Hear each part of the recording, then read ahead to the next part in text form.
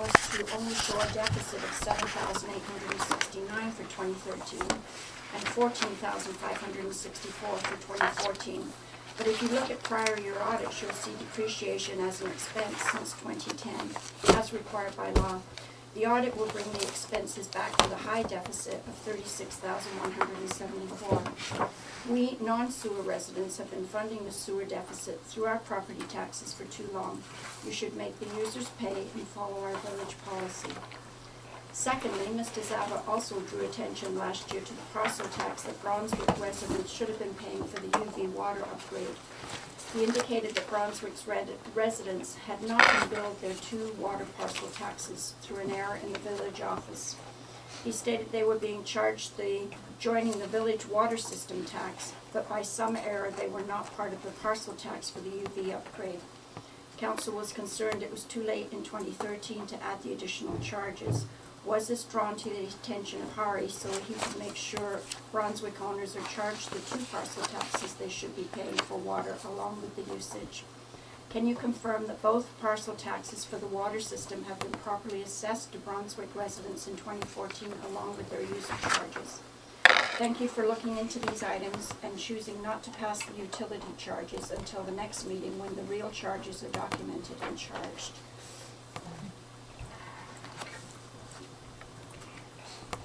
Any comment from council or staff? Thank you, Councillor McLaughlin. To deal with the Brunswick piece first, it's the residence correct was highlighted. It's been put in print in several of the quarterly reports that I've made.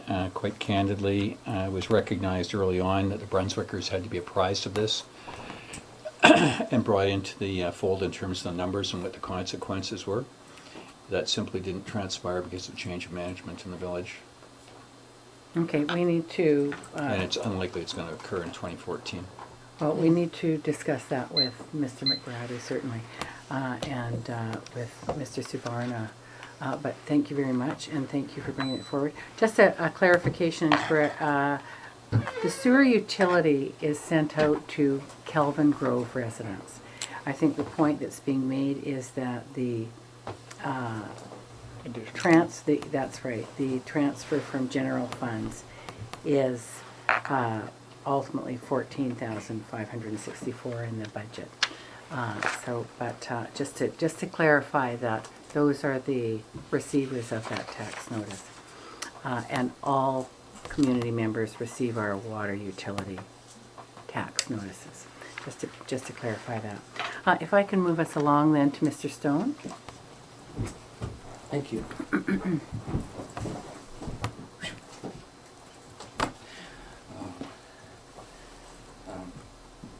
like to know who's responsible for the maintenance of the right-of-way of the railway. Is it the village or the rail or CN rail? That's question number 1. Straight, simple. I also am waiting for council's response to the safety concerns I brought to council regarding Brunswick Beach. Had no response to that. I'd like a response from council, please. I'd also like to know what council is doing with respect to negotiating with the RCMP to give us some kind of patrol in the village, which I think we haven't had now for about 15 years. There's been a misunderstanding, I think, regarding something in the procedure bylaw regarding delegations. I believe Mr. Ando brought it up at the meeting in February when council was changing their meeting date from the 1st and 3rd Mondays of the month to the 1st and 3rd Tuesday, whereby the deadline for delegation should be moved.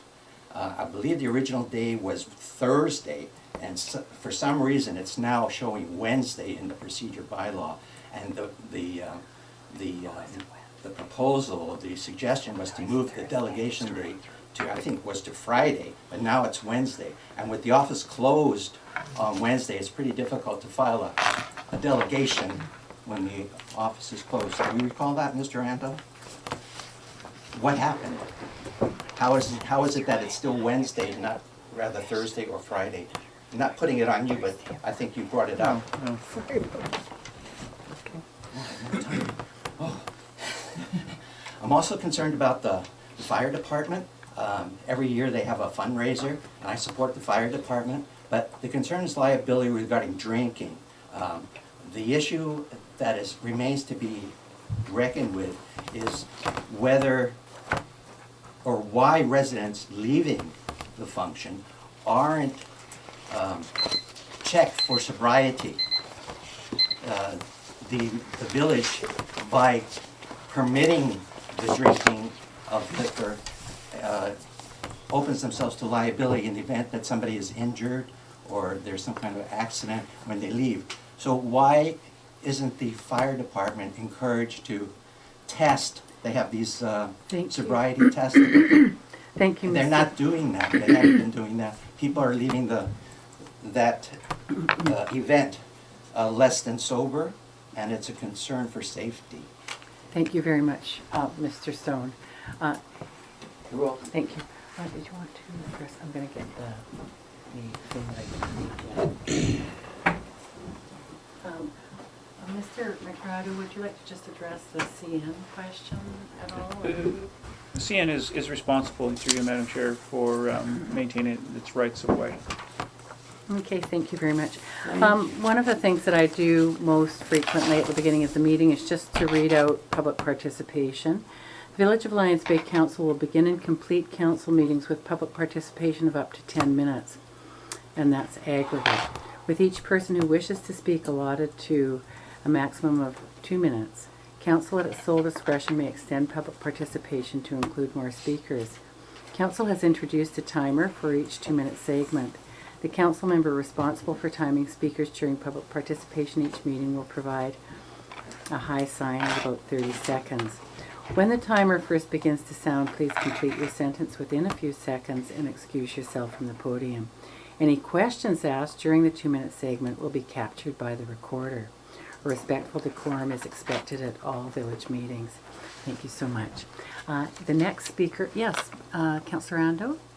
So I'd just like to address one of Mr. Stone's Oh, yes. points, if you don't mind. Not at all. With regards to the delegation, I'm a little bit unclear as to the whole issue, but I believe, just from recollection, that the procedure bylaw had said Wednesday at 4 o'clock. There was a discussion at the table. I believe that we changed it to Thursday at 4 o'clock, but I would stand to be corrected and would encourage staff to check on that. But that is my recollection of the issue. Thank you very much, Councillor Ando. If staff could report back on that, I know I don't have it clear myself, having just emailed a resident today saying Thursday at 4 p.m., trying to be helpful. And I may not have been very helpful at all. So my apologies, and my apologies to any staff here that might affect. If I can go on then to Mr. Don Pollock. Mr. Pollock? As I just have read, thank you, Mr. Pollock, just if you can hold on for a moment. As I've just read, and I'm going to ask for not a two-way between the gallery, and if you find that you can't help yourself, if you could just excuse yourself. But the questions are recorded, and thank you very much. The bylaw Thank you says very much. council must respond. I'm going to just move us along. Mr. Pollock? Yes, perhaps I should be speaking actually after the delegation, because I'm responding to the letter that I sent regarding the tree cutting application. The public participation period is at this time, so please, yeah. Okay, my questions are quite simple. Living across the street, we were sent the letter, so I looked it over. And basically, there's several things that I simply do not understand. They need just to be clarified. I understand that the application here under the village bylaw would be presentation for people as an unresolved issue. But I look through minutes, I look through things, and I see this issue has come up not once, but twice before. In both times, the recommendations of the tree committee have been followed, and the application has been turned down, not once, but twice. And then I'm also led to believe that the trees in question are on private property. So the questions I have is this an issue that should even ever come before a council? That the trees are on private property. Yes, if the trees are on private property, is this an issue that even has a place in front of council? Maybe I'll defer to staff and to Councillor McLaughlin, if either of them want to That's my comment on that. first question. Oh, you have 2 minutes overall, Oh, so fine. you may want to just have us capture And this. then also under the bylaw, is this truly an unresolved issue when council has had, this has been considered before council with recommendations of the tree committee, as I say, not once but twice. And in both instances, the tree committee has recommended that the permit be turned down. The tree committee's recommendations have been accepted, and minute is accepted by the council. So why are we here on this issue being revisited for yet a third time? There are lots of terribly important issues. I really don't feel this is one of them. Thank you very much. Thank you very much. If I can go, oh, Do you I'm want me to sorry, speak to yes. that now or just prior to the delegation?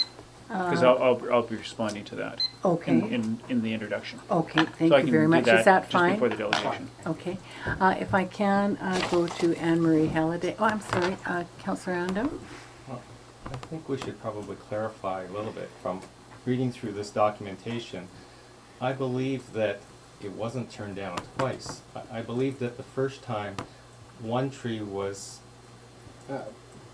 I think the removal of one tree on 125 Sunset was approved, and the other one, there was a recommendation that they either top the tree or that there be some agreement between the two neighbors to be able to resolve that. So I don't think it was a clear-cut turn down. Pardon the pun. Clear cut. Decision by the tree committee on both cases to not allow or the tree permit. I'm going to ask Mr. Through McGratty you. to report to the table. Thank you. Through you, Madam Mayor, perhaps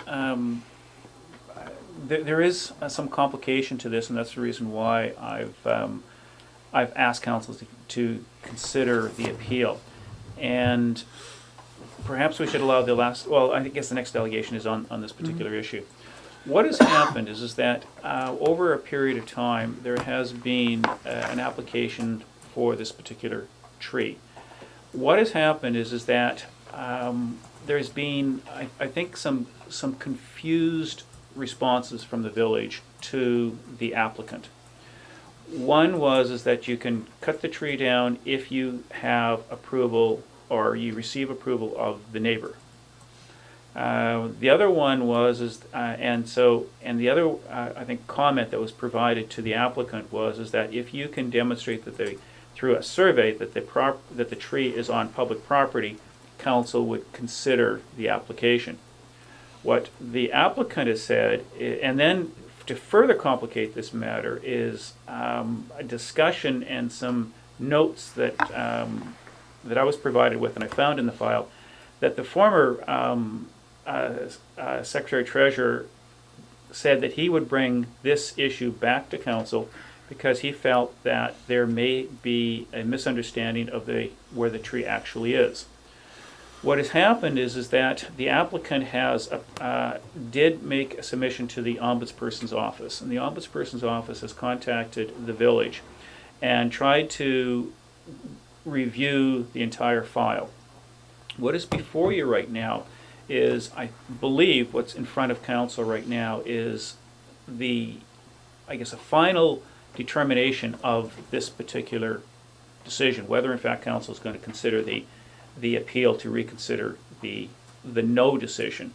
What I believe the applicant is really asking for, and I'll certainly let the applicant will speak himself, is that he needs a clear response from council. And if council is either going to say remain to one decision, which I believe is that if you receive the support of your neighbor, then council would consider the application. The other comment that was made is that if you provide a survey and it's on public property, you would consider it.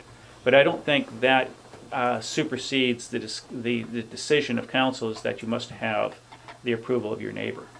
And so when I spoke with the Ombudsperson, I said that there is an opportunity within the policy for council to be the final arbitrator in this. And so what council is being asked for right now is to be very definitive in what your answer is going to be to this particular application. I recognize that this has gone on a long time, and I think there's frustration on all sides, but I think this is an opportunity for council to be hopefully definitive, or ask for additional information upon which to make that definitive answer. Councillor Ando? Thank you very much, Mr. McGrath. I'm wondering why it's in this form this format rather than a public hearing. We do public hearings for, I remember when we were trying to change the bylaw with regards to daycares, and then we posted a public hearing, and then we heard from both sides, and I thought that would have been a better kind of format. Maybe I'm wrong. I'm sure Mr. McGrath will explain, but a public hearing is guided by the community charter, not Councillor Rossi, and Perhaps I this can, situation is not a uh, public hearing. help in that regard, Councillor Ando.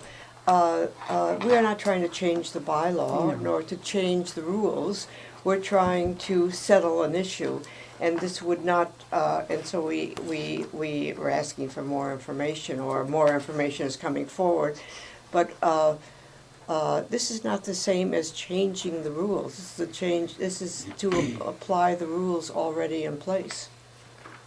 In that instance that you bring forward advisedly, because it had to do with our zoning bylaw, there is always a public hearing with any proposed change, whether the change occurs or not, but certainly. Through you, Madam Chair, I think that is correct. In my opinion, this did not fall within the purview of a public hearing. I was going and in discussions with the applicant and the ombudsperson, we were trying to figure out, okay, how do we come to a solution to this and come to some type of finality. The Schedule B of the Tree Committee bylaw states in 4, in cases involving unresolved conflict, all parties will have the opportunity to present their views directly to council. And so, this has not been done before, so, I use my best judgment. Okay, thank you very much. And I can't recall a time when we would have had a meeting to meet specifically with a resident on a matter such as this. So this is as Mr. McGrath has advised us, this is a correct forum for this. If I can go to our last of the public participation, Anne-Marie Halliday. Ms. Halliday?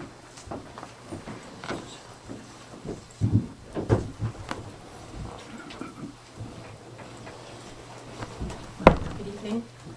I'm Anne-Marie Halliday, my husband David. And I just wish to say that we are indeed dismayed that this event is being revisited yet again by council, especially as it has been denied by the Tree Committee on 2 former applications. Our objections to the cutting of these trees remain the same as ever.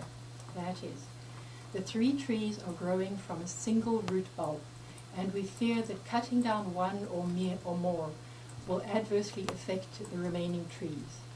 These trees have already been topped by contractors hired by Mr. Abbott without our consent, either given, expressed or implied, and whilst we were not at home. And this has further compromised the health of these trees. The trees serve as a screen to block out the unsightly hydro transformer on the pole across the street, and also provide a natural green screen from the street, giving us some privacy on our deck. As we already have a hydro pole in the center of our westerly view over the sound, we certainly would not welcome yet another pole in full view of our home. The pole in our westerly view is referred to by Mr. Abbott, stating that it has been topped several times. This was in fact done but by hydro initially, as it was encroaching on the power lines. A series of photos we have from 2007 and 2009 and today, which we have here if anyone is interested, can clearly show that the tree has been allowed to regrow to obscure the pole. Lastly, we feel strongly that the trees enhance and give character to the entrance of our property and also provide very welcome shade and protection for visitor parking. And last of all, in closing, we would like to clarify a matter which has been causing some misunderstanding. That is that the rustic fence parallel to our driveway to the east of 115 Sunset forms the border between the 2 properties. The unkept area to the east is a septic field of 125 and is not under our flat. The trees in question are some 12 meters to the west of the common boundary line. Thank you. Thank you very much. If I can then just go on to thank everybody for public participation, go on to delegations. We have one delegation this evening, and that's Mr. Neville Abbott regarding tree application number 36. Mr. Abbott, and for delegations there is 10 minutes. Before we start the clock, if you don't mind, Freda, there's a lot of things just been said tonight. I'm not a great public speaker. I have a prepared script that is well under 10 minutes, I can assure you. There's other things now that have been said that I feel I need to respond to, so it's a little bit up in the air, this limitation of 10 minutes, but I will keep it to 10 minutes. It is a limitation I will of 10 keep minutes. it to 10 minutes. Thank you. But in fairness, could Council just make me aware who has actually seen the email I sent yesterday? Because if I need to readdress any of it, I've read it. you've all read it? So if I need to address that, I have no chance of 10 seconds, of 30 to 10 minutes. Thank you. In that case, I'm going to keep to my speech. I've timed it to last 6.5 minutes, and hopefully I can address some of the earlier things said by other people tonight. I'm asking Council tonight that you support the Tree Committee's suggested solutions in their recommendations of 2010 and 2012, that I be allowed to regain my views to the north. Because although this was indeed recommended not once, but twice, for some reason it is never translated into a tree permit. One of the stated purposes of the tree bylaw is the preservation of scenic views. Schedule D of the bylaw clearly states, the resident who bought his or her home and bought his or her home for a view and has seen that view slowly disappear because of maturing trees on municipal property has a reasonable cause to seek remedy. In the bylaw, views are described as being of high sound. The same principle is reinforced in 3 other policies and bylaws. The policy for trees on municipal land of 2012, the OCP, and even the policy for tree management on private land in 2011. In fact, this principle is so entrenched in the village that, as we noted tonight, this is the first time anyone has had to appeal such a decision. When we queried our property assessment this year, we asked BC Assessments why our 19,000 square foot lot, the largest and most private on our side of Sunset Drive, was valued at $64,000 less than a neighbouring lot that measures less than half of that at 9,000 square feet. In an email reply, we were told it was because the much smaller lot had superior views. This is how crucial views are to property values in Lions Bay, and this is why this tree permit is so important to us.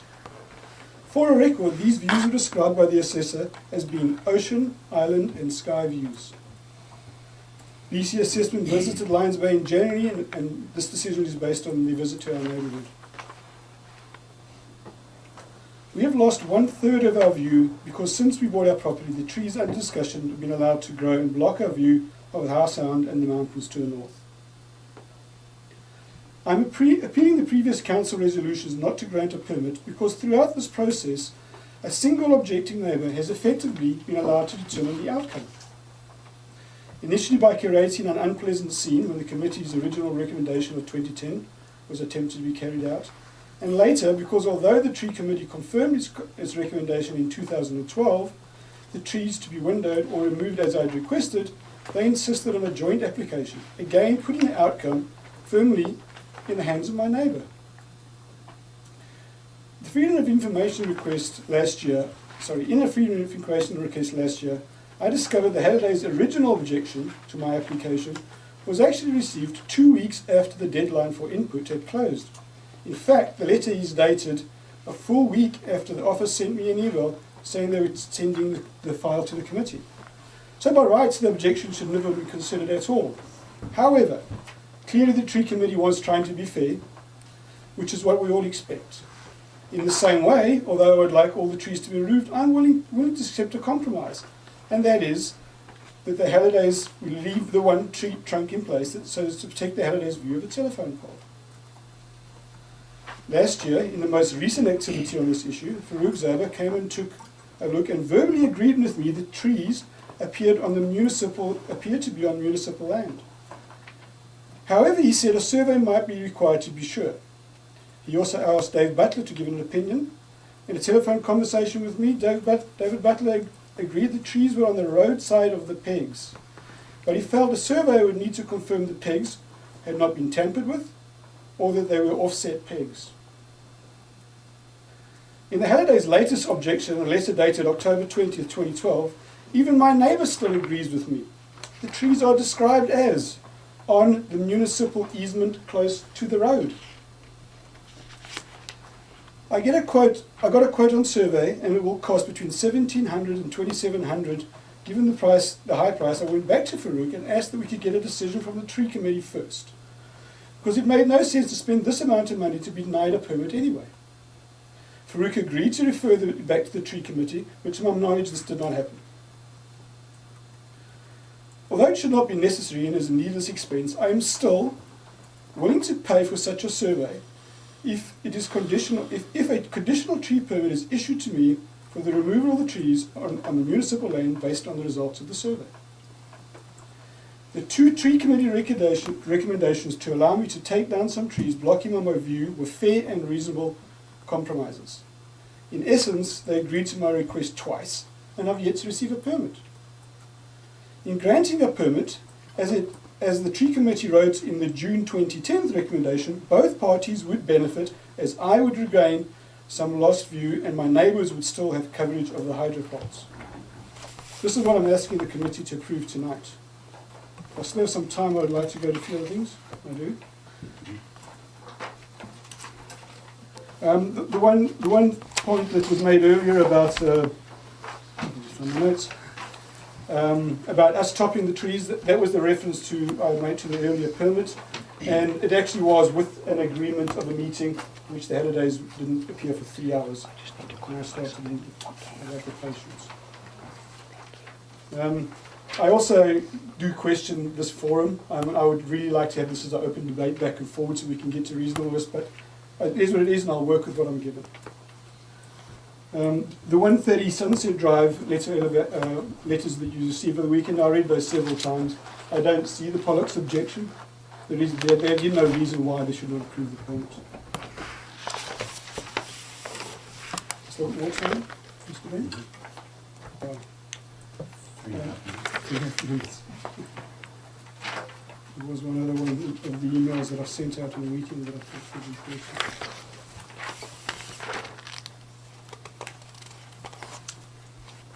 Oh yeah, I think I've lost my notes. I've made my case, I think, and so yes, I can use the time to answer questions. Okay. I know Mr. McGradu is going to. Mr. Abbott, just through you, Madam Mayor, just as you stated at the beginning, you quoted something just at the very beginning of your presentation. Can you say that it was which was something from the bylaw?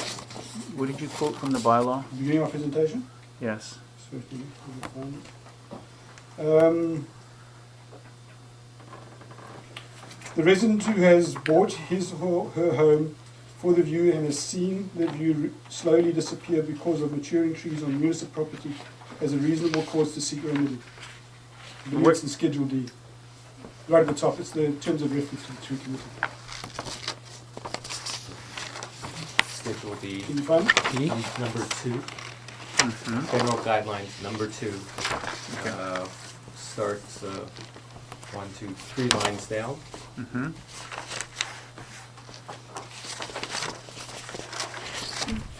And the reference, which I believe is what is before, is under Schedule D, General Guidelines 2. I think you have that. Well, I just said if anyone wants to read it. Page 15. There is a copy of what I've just said, what I read if you want to look at what I said. I read 5 copies. Okay. Any questions or comments at this time? Mr. McGradu, I'm just noting that we don't have a resolution under resolutions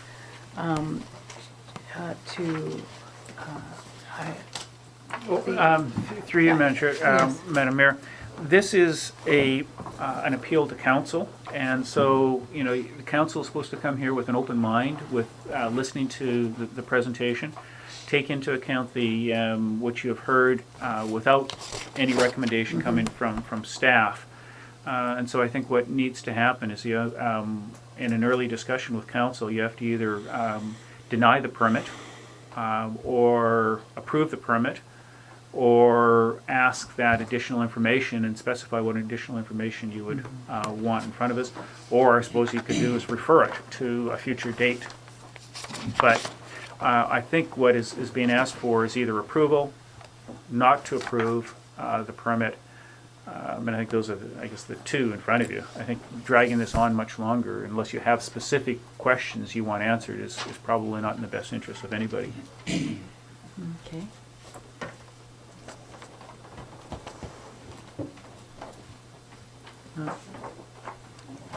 Councillor Bain? Oops, get myself off timer. I think this is a particularly difficult one in as much as it goes beyond trees, in my opinion. I see an issue in a neighborhood that is causing dissension and whatnot, and whether you appreciate this, it's not an issue of to tree or not to de-tree, it's an issue of to find peace and harmony in the community. So I'm concerned on a situation like this where we have one resident who would benefit from an act to be done on another resident's property, yet that resident feels their property would be defaced by that action.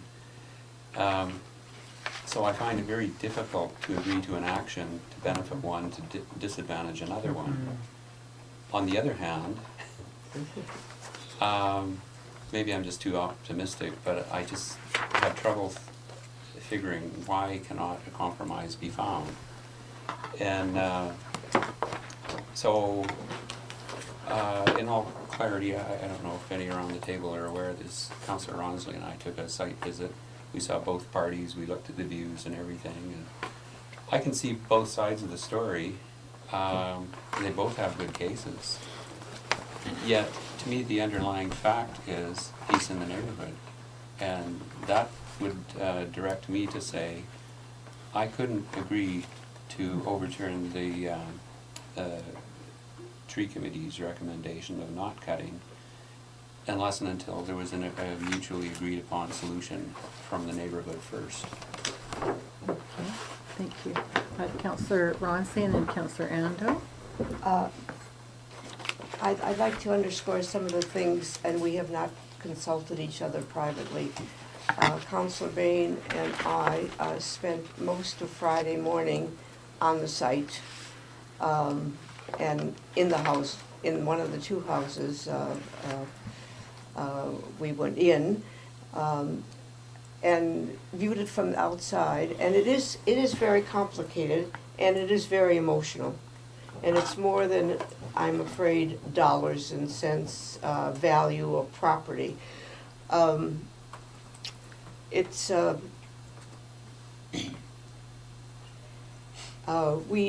bylaw, and I know it very well, the tree bylaw does talk about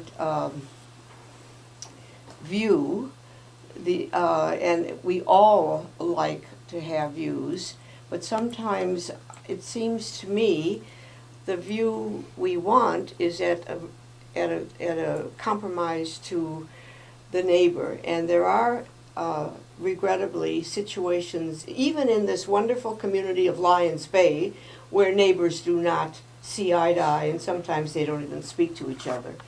They're at such a distance.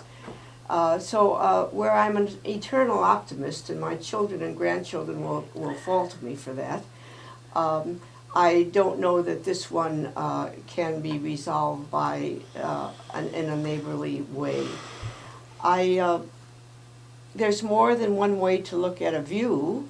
There's not only a view one way, but there's a view another way, and sometimes we're looking only in one way. So that may come into this. I'm not saying that it does, but looking at the street itself and the enhancement to what has become on that street, and yes, those 3 trees are rooted in one massive root. It's supporting all 3 trees. I find it very difficult, actually impossible, to overturn the decision of the tree committee and say it should be dealt with in another way. The only thing that I would step back from in my analysis and my impartial view, and I would like to say that very clearly, my impartial view, and neither family has my emotional involvement here. It's got my impartial view. Unless unless you can resolve it as neighbors, which doesn't seem likely over the history of this, what I understand in this, I think I have to go with a decision that's been looked at carefully and say that should remain.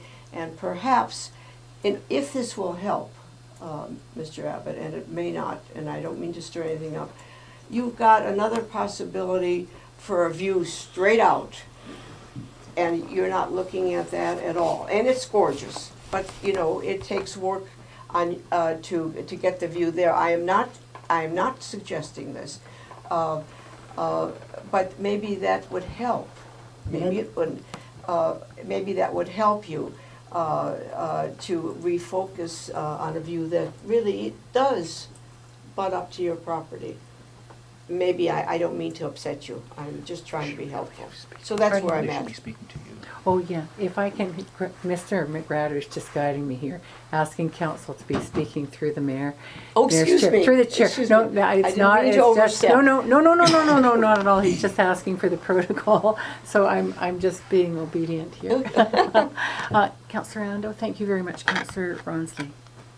So, on Friday, I also went up to take a look, and I went so far as to try and find the pegs, the IPs, as best that I could, and I believe that I found them, and I took a line as best that I could because of the elevation, and to me it clearly looked like the trees were on village property. And if the trees are on village property, then I think, if they were on private property, then I believe that 115 has the right to keep their trees. But being that I believe that they may be on village property, I think that this really deserves our consideration, because I moved to Lions Bay because of the views, and if it was me, I would want, if there were trees in front of me that were on village property, I would like to be able to have a tree committee come and make a fair decision based on those trees. And I think that they made a very good recommendation that, and comment in both of their reports, which said that, well, the second one said, we are not arbitrators, and we can only suggest that windowing these trees for a northern view or removal, but Mr. Abbott is not asking 100% for that. He's willing to compromise, as requested in the application, should be considered. And so I think that we should consider it. So I think the main question is, you know, if we consider the application and granting him some windowing, then it's based on the determination or a survey which proves that the trees are either on 115 or on village property. That's what I think. That's what I would like. If I was in that position, if it was on village property, I would certainly like the consideration, because I know that there's some financial implications, and you know, all of us, our biggest investment is in our home, and for it to be affected by the village, I think it should be serious consideration where we should have the opportunity to cut or trim or window those trees. Thank you, Councillor Ando. Councillor McLaughlin?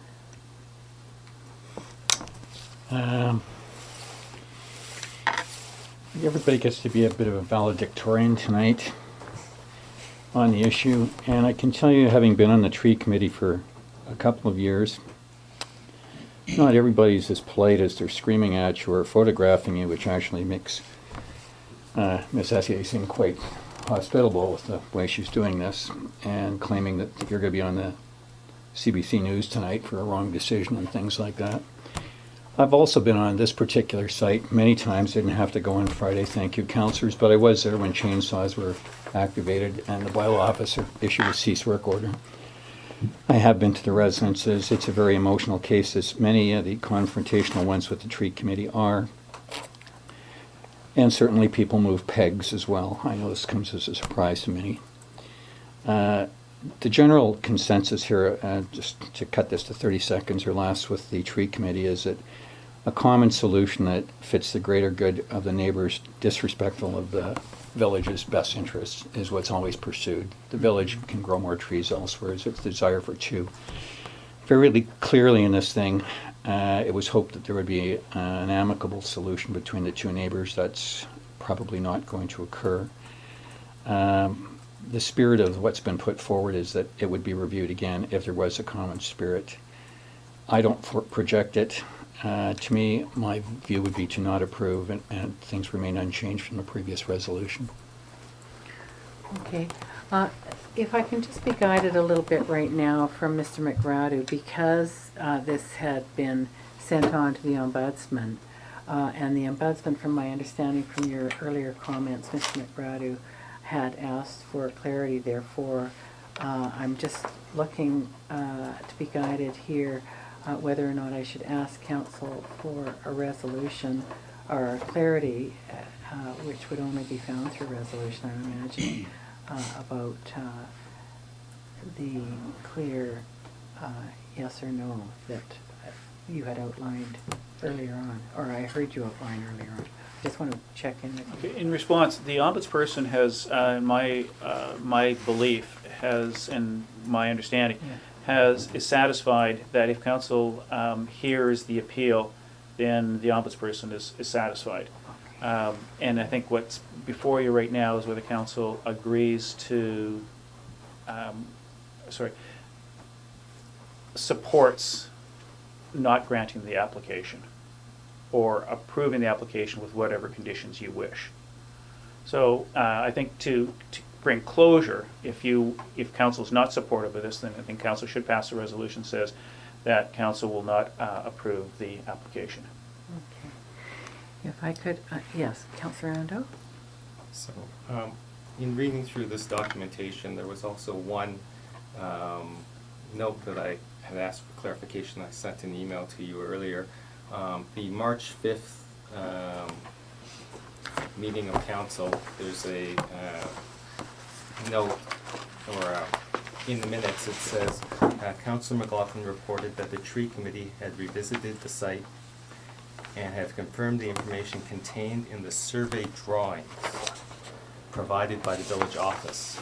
Do you still have those survey drawings that we could see? Because all of this discussion might be moot if, as it indicates here, I'll continue on, which indicated that the trees are clearly on private property of 115 Sunset. So I think that we're discussing all of this when, if we had those drawings, then we're discussing something that's on private property, and really we probably have no business in it.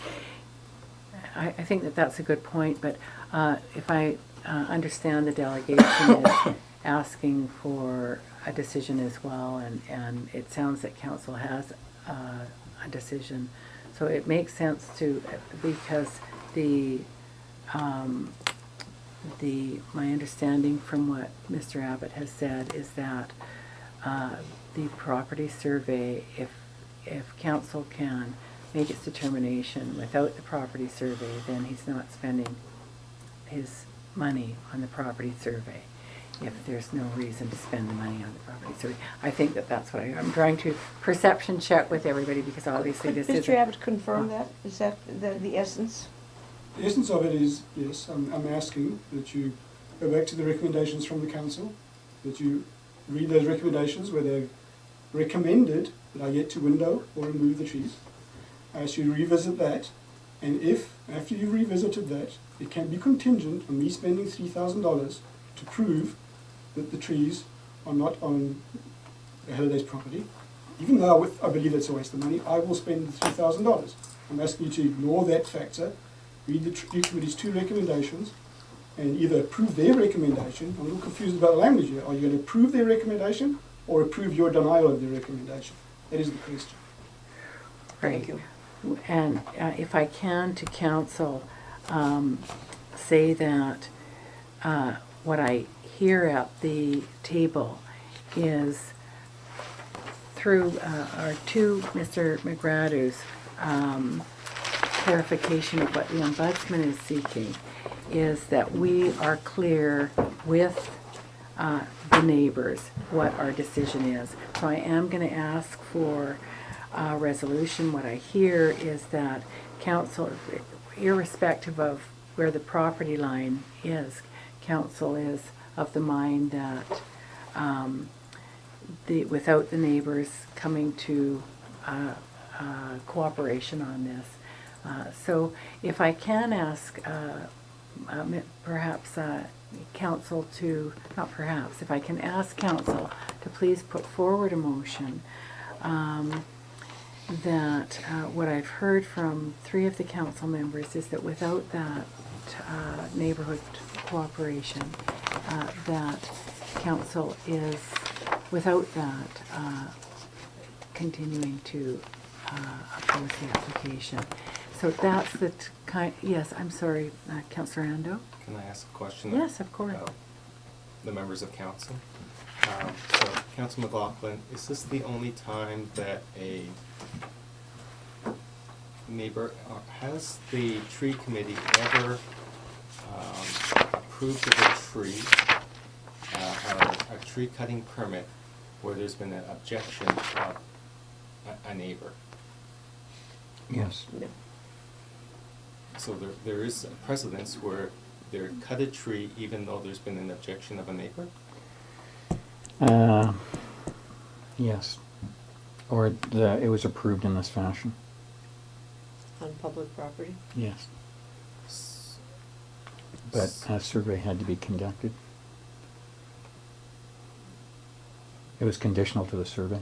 Conditional to the survey. So In my 2-year tenure. in your 2-year tenure. So does that change anything for the other councillors, that if the tree committee has approved a tree cutting permit? Excuse me, Councillor Randall, I've got this in reverse. Okay, I apologize, it's the reverse. thank you. The cut was approved. The applicant's claim was approved, so that the trees were on village property, subject to a survey showing that it was. The opponent claimed that the trees were on their property. So clearly the issue was whose property is the tree on. So the applicant recognizes that they'll have to expend the funds to get the survey or risk the resolve through legal remedies if they're not. But Sorry, how is that different? It doesn't It's quite. exactly the same thing doesn't. what I've asked for. Okay, what? Would you like to finish your sentence just Yeah. now, please? It doesn't, It's not the same. it's not the same thing. But one of the, as I Is listen this- okay, to for the this- village, if I can just be clear here, for the village, and I only received this letter of late, and Mr. McGradu would have received this letter of late as well. Both of us were contacted directly from the Ombudsman's office. And the Ombudsman, so I've just got a note here with council's mind on that very question. Without that question being resolved, the Ombudsman is still requiring that we make a decision, and so the resolution suggested before me is that council affirm that tree application number 36 be denied. But the Ombudsman, it's so not to diminish whatever the example was, but what I hear is the clarification that you were making was there was a The survey. differentiation here was, and this is not the same. The trees in question, for the example I have in mind, were below the sight line of the individual, out of their sight line completely. So for the applicant, the similarity there is that there would be view enhancement. For the person opposed, there was no view enhancement, there was no change at all. The trees were over 30 feet tall, so they were not going to see the top of the tree. Madam Mayor, I just need to clarify this. This is drafted just now Oh, based yes, on three. based on three thank comments. you. If there was the other way around, I would have drafted something that would have. Thank you very much. It literally was Referenced. just written out. Thank you very much, Mr. McGratty. And that's ditto with me. I'm listening to council's discussion. Councillor Ando? So, as former mayor and as a former councillor or a longtime councillor, has, in your experience in terms on council, have tree permits ever been approved that you're aware of or that you can recollect where there's been an opposition to a tree permit? Or have they always been denied if there's been an opposition to a tree permit? Have they always been denied? So if someone makes an application for a tree cutting on village property and then one of the residents is opposed, then is that always been denied? Is the tree permit always denied? I really would like to go back into my records, and I have served on the tree committee as well, not in this council. But it has never been a black and white situation. First of all, it is on the recommendation of the tree committee, who not only considers the tree, the view, the neighbors, and the neighbors' responses, but the area as a whole. Councillor McLaughlin suggested something in the concept of the village itself, the street itself. So those are the factors that come into the recommendation from the tree committee. Every tree committee that I know of, and all the things that have come before council. With that in mind, the recommendation comes, and the recommendation is a thoughtful. These are not tree experts on the committee. These are volunteers who are doing a really service for the whole community. And they are very learned in school and have a greater view. They're not looking this way, they're looking that way. And it is, to my recollection, council has always gone with the recommendation of the tree committee, knowing the work that has gone in and the considerations that are there and the rules being played by. Except So in this case where you denied the recommendation. I'm sorry, Mr. Abbott. I'm sorry, excuse me. sorry, No, I that's think okay. this is I a just want to council clarify discussion. something here, is that the literature before us, there's literature before us from the tree committee, from the village, and there's a summary before us as well. In addition, there's literature before us that has highlighting and then the last paragraph without highlighting. So we have to read all of that letter from the tree committee with all due respect, where it says they like cooperation. And without patting any council on the back, because I think they all deserve being patted on the back. The decisions are often difficult, and they're not black and white, and they are taken. Honestly, it's made me a proud councillor over the year. They're taken in the best interest of the community, and we don't always make, and we're not always.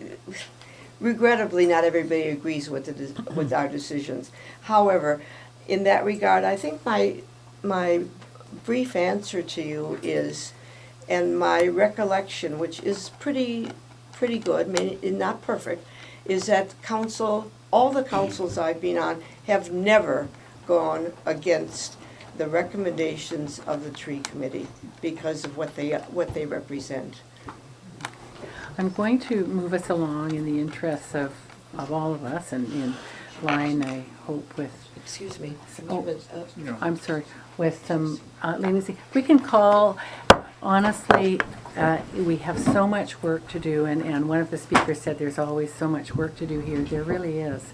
And if we can just call to order the gallery, and if I can just, with the different comments from council, if I can, could I ask, call upon council to, and certainly if council is, what I'm hearing from council, and I want to respect that, and that is where both Mr. McGradu and myself are coming from, that council affirm that tree application number 36 be denied. And as Mr. McGradu has pointed out, that was only crafted based on hearing 3 council members speak of 4, and of course with due respect to Mr. Ando, Councillor Ando as well.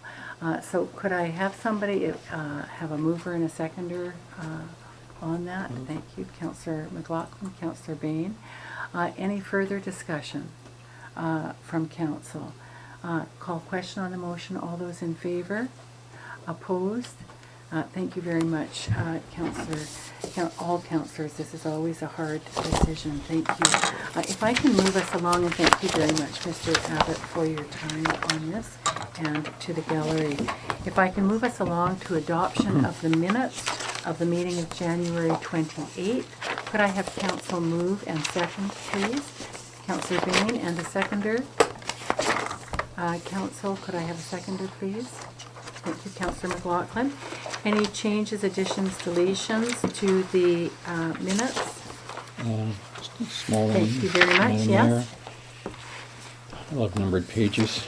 Page 32, the second carried, where the paragraph begins Councillor McLaughlin. And the second line would end 2014 provisional budget, and to establish the 2014, it should be to recommend the 2014 water and utility Okay, and increases. whereabouts are you there? Right. I'm Sorry. sorry. Take out establish and replace it with recommend, and to recommend. Okay, exactly. So it's the second paragraph Yeah, up, thank you. second line in that paragraph, second word from the end. If in that next paragraph, we can just add, in the first line, Councillor Ronsley advised that the secondary suites. Thank you, Ms. Lee. Okay. Any other changes, additions? There being none, I'll call question on the motion. All those in favor? Opposed? Carried unanimously. If we can move along then to business arising. There being none, unfinished business. Moving to reports. What I'd like to do is separate 8A and 8B. As I normally have, but not of recent times. So if I can have council move receipt of the mayor, council, and I'll have you do a verbal report. No? Okay. Mayor and council's report. Could I have council move? Thank you, Councillor Ando, and second, Councillor Ronsley. On receipt, no discussion. Call question on the motion. All those in favor? Opposed? Carried unanimously. If we can go then to reports, and I don't think that there's too much to report. We have met with the Land Master Planning team on January 30th, just in preparation for next week, and the consultants are ready and prepared to lead the meeting on Thursday evening. And I would say that I'll just ask council if there's any questions or comments from council. There being none, if I can move us along in alphabetical order. Councillor Ando? Yes, I'd like to report out on the Infrastructure Committee meeting. The Infrastructure Committee meeting met on January the 30th. I'd like to thank staff, the committee members, council members in attendance, and the residents who attended the meeting. The committee discussed and agreed its scope and mission statement. We are in the process of gathering and reviewing reports and documents. The committee proposed that all the infrastructure documents be available on the village website. So I'd like to, either by consensus or whatever you deem as being appropriate, respectfully ask that those infrastructure documents be put onto the village website, and if there's any discussion. or Okay, could you put that forward as a motion and Yes. maybe a seconder? Thank you, Councillor Ronsley. Any discussion? Call question on the motion. All those in favor? Opposed? Carried unanimously. Thank you, Councillor Ando. And to continue on, we Yeah. started to discuss the framework and deliverables. We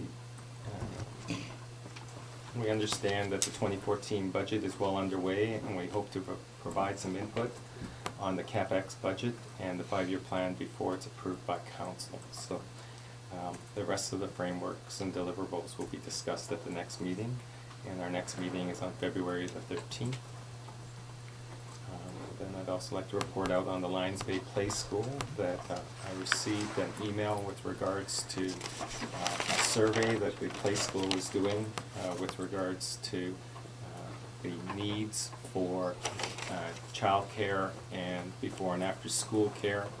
And they have requested that the village send out the e-post, which has the link to their monthly survey to find the needs for childcare. So I respectfully ask that council will support an e-post going out with the play school information, which I sent earlier. Okay, let me just check in with staff. I really want to say this is a really important piece for all of our community. Just normally we would just get a consensus. Is that something that just that we want to make sure that triggers staff? Does that make sense? Yes, Because absolutely. sometimes things are time sensitive. So if we can use this as an example of sometimes things are time sensitive, and so it may be like you triggered the memo to council to get the lay of the land. I only saw maybe a couple of responses, but is that enough to? I'm just wanting to make sure that that's going to be enough to trigger an email going out, or but the to and fro might be: could you create the information that's needed, right, and that kind of thing. So, Mr. McGrath, I'm sorry, Member, Yeah. I'm lost on this one. Okay. So what do you want us to do? Sorry, what does council want us to do? I'd like to have the village send the e-post that I forwarded yesterday from the play school regarding the monkey survey on childcare needs within the village. Please. And do you need me to make a resolution, or is it consensus enough for staff? Through you, Madam Mayor, I don't believe there is a policy or procedure on the use of the e-post. Now, if this is practice, then I guess the question will be is if any other community group wants to use the e-post. I'm not sure how many people who are on the e-post would want that type of information. Now, if it's common, so I just don't know that if being part of the e-post you accept everything that's sent to you, then I guess that's okay. I just don't know. But if council wishes it, we can certainly move it forward. Fantastic. Let me just get council's mind. I see nod, consent. I think that's very sensitive, but Yeah. yes, sure. Councillor McLaughlin? Pardon me? Minister. Oh, What? is that a yes? Yes, no? Yes. Is Sorry, your no a nodded, yes? but no discussion, Okay, no. not to lead you, but. Okay, Madam Mayor, yeah. rather than just being Yeah. consensus, why don't we just say that council directs that this be put on? Okay, That way it's sure. on record, we know exactly Yeah. what it is, Thank okay? you. Okay. So just be moved and seconded, then that'd be Okay. great. Councillor Ando? And then the last point. Oh, No, no, just- if you could just Oh, move that it go. okay. So I don't want to create a Yes. precedent on e-post, but just being that you brought it to Yes. this table, how about So- if we do this way? I move that the Village of Lions Bay send an e-post to forward the Lions Bay Play School survey link to the community via e-post. Okay, thank you. And do I have a seconder? Councillor Bain, thank you. Any discussion? Call question on the motion. All those in favor? carried unanimously. Councillor Ando? And so the last thing. Thank you. A community member has approached me to follow up with staff on the kettlebell. They had come into the office and they had tried to make arrangements to have kettlebell as a community recreation program at the school. They were told that it needed to come to council, so I would like to request to council whether we can allow kettlebell to be at the Lions Bay School. The time is from, I believe, 10:15 until 11:30 on Thursdays. So currently there's yoga from 9 until 10 o'clock. They'd like to start at 10:15 till 11:30. They will do all of the proper documentation and go through the office to arrange for that, but it's her understanding that council needs to resolve to have it, so I would be happy to put that forward if that's what's needed. What I'm going to suggest is that I just recuse myself on this. Is that fine? Are you on? Who's that? January, February. Yeah. Okay. Why are you? Just Joey, because you're the I alternate. occasionally am a kettlebell person. Oh, so I don't see. want to, and I I see. have not made any comment, and I don't want to make any further comment. So. Okay, I guess that leaves it to Do me. you- do you need us You wanna to take over? resolve through Through you, Chair? through you, Madam Mayor, the part, and I think we should have a discussion sometime in the future on what is going to be subsidized and what's not going to be subsidized, and at what level this class or any class should be subsidized. At this point in time, some classes have been canceled because they didn't have enough registrants, and it was costing a fair amount of money. This particular program has X number of people, so I think staff were a little unsure of how we are going to what's the word, under what conditions these classes should be approved. So, Councillor Ando and I have had a discussion about this. So the class that he's referring to that was canceled was a class that was being held in the evening. So it was after the regular janitor was there, and so the costs were substantially higher because it was overtime was entailed. This class is during school time actually, and so the actual cost is only the utilities of putting the lights on. And so it's a very marginal cost. I actually think it will make the village a little bit of money. That's my opinion. I don't know for sure. But the cost is negligible as long as it doesn't, from my opinion, as long as it doesn't take away from the kids using the school, because for me that's the #1 priority. As long as the staff at the school are comfortable with it, then I would fully support it as a counselor to bring more community recreation programs to the community. Do we have those facts that in fact we have enough people that will support it, that we are not impinging on school activities, that it works for the school day? I believe they currently have 6 to 8 people that have been doing, they started, I believe, in October. Regulars that are part Regular, of it. and they were actually doing it outside at the beach park. It's too cold. And yeah, so now they'd like to move inside, and they found an available space or time, and now they've made a formal request to the village to be able to do that. So rather than having it in someone's garage, this makes good sense, and they'd be able to open it up to more people. As far as the exact numbers of how many people or participants they have, that it hasn't been advertised, and without advertising, word of mouth, they have 6 to 8 people regularly that were attending last term. Excuse me, because I don't really know anything about this. Is it a drop-in arrangement, or is it does one sign up for the term on this? And do they pay in order to participate? They do pay, they're paying the instructor, but all of that will be worked through the village office. I'm not sure whether they have a drop-in, but I believe it will be for a specified time for specified lessons. Well, thank you for the education. So, Madam Mayor, just I think Yes. resolution that council approve this. I guess, is there a motion to approve this? Councillor Ando, is there a second? I will if you tell me what a cowbell is. I don't know what it is. This is all new to me. What is it? What is it? Before we get a second, It's a or after the second? weight that's plasticized and it looks, well, looks like a dumbbell with a handle. It's a weight with a handle that you can swing around and do various exercises with.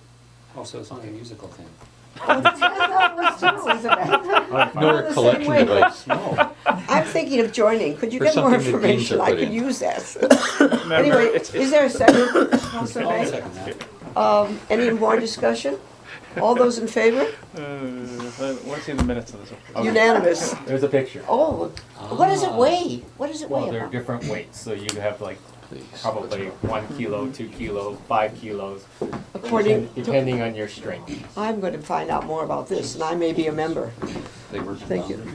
Can you work with them? Call the question. The question was called, and it was Carried? seconded and approved, Okay. and the mayor's now returned. Thank you. Okay, thank you very much. Thank you, Councillor Ronsley. If we can then move along. Thank you. You've completed, Councillor Bain. Thank you. I just wonder if I could just, excuse me, on Councillor Ando. I was sitting in the gallery for the committee meeting of the infrastructure, and I should like to say, I was very silent, if you can believe that. And I would like to compliment him on what he's achieved, and I'd like to mention to that they're off to a terrific start. We've got such talent there, such dedication, such creative minds, and who are dealing with, they know exactly what they're dealing with and what they might be able to do, and I can't wait to attend the next meeting. I hope I'll be there because of what has got started on behalf of our village. So thank you, Councillor Andrew, for getting it going. Fantastic. Yeah, thank you. And thank you for all of the work that you're doing and passing that compliment on to the committee on behalf of us all. And thank you, Councillor Ronsley. Councillor Bain, nothing to report. Councillor McLaughlin. I'll do committees. Okay, Time's up. fantastic. Councillor Ronsley. I'm going to be silent now. Thank Okay, you. thank you. And Mr. McGrady, I no opportunity, thank you. If we can move along then to committees, and again, just a reminder, it's 8D, bullet 1, 2, 3, 4. If we can move receipt, should we do, we probably shouldn't move anything. No. Yeah, so that's where I really wanted to draw the line. Thank you. So if we can just go to committees and the Standing Committee on Finance and begin with Councillor McLaughlin and then... Thank you, Mayor Broughton. And firstly, let me say compliments to staff for their usual diligent perfection of the documents in front of you and the quizzing that went behind it before it got to you.